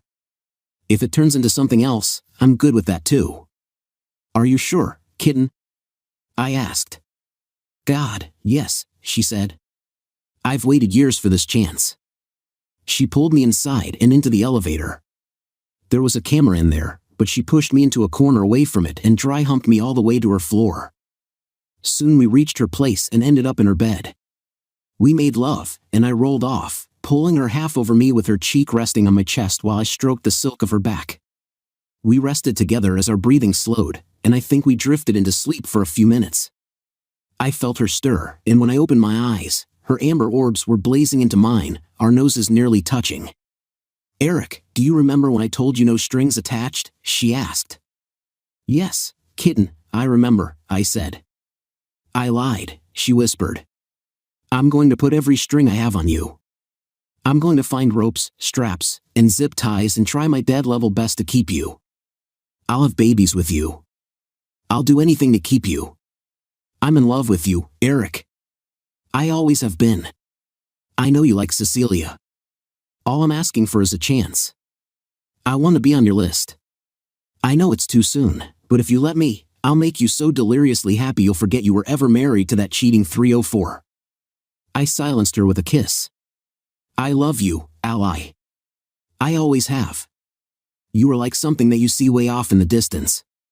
You think it's amazing and beautiful, and you wish it was yours, but you know it never can be, so you just push the dream away. Are you sure about this, kitten? You've never seemed like the having babies type. God, you're like this amazing jungle cat. You admire it behind the fence, but you know it would rip you to shreds if you ever got close." She started to cry. I was shocked. I'd never seen her cry in all the years I'd known her. "I know that's the way I seem," she choked out. "I had to be that way. The one man I ever wanted was the one I couldn't have. I could be anything for you. I could be that jungle cat, but you'll never see my claws. You'll just see love, trust, and loyalty. I'll be your jungle cat, I swear, Eric. If you give me a chance, you'll never regret it." "I believe you, baby," I told her. "I've never seen you hurt anyone you love. I do trust you. Let's go along and see what happens, okay? Will you go out with me, like on dates?" she asked. "I've forgotten how this is supposed to go. I never thought I'd need to know again." "I know," she whispered. "Don't worry, I'll take good care of you. I have an out-of-town meeting tomorrow afternoon, but I'm available, really available, as soon as I get back."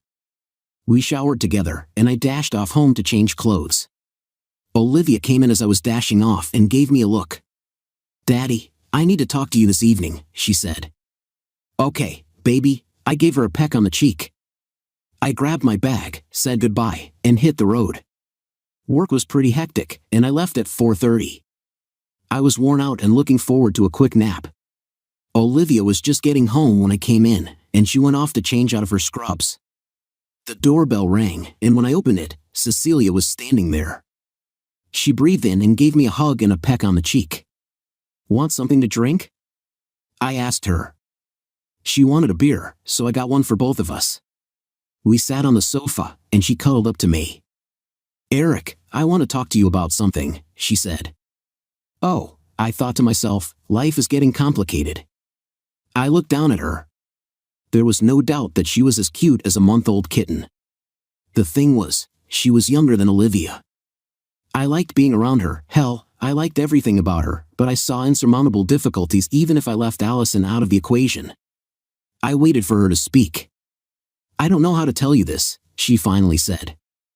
"I'm very grateful for what you did for Grandma, and you've been so kind to us ever since. I know you like me, Eric. I know what I look like, and most guys think I'm cute. You're a very nice-looking man. When we met, I felt something there, and I'm attracted to you. I just don't think we could work long-term, and I don't want to get hurt. I don't want to hurt you either." I gave her a squeeze. "I know," I said. "It's flattering as hell that you even think about me like that. I do want to be your friend. I want us to be pals for the rest of my life. The thing is, there's an amazing woman in my life. Well, there are 3 of them, but there's only one I really want to be with like that." She stretched up and kissed my cheek. "I'm very happy about that," she said. "That makes it a lot easier. I think I'm going to be in your life for a long time, Eric. I've kind of got someone too."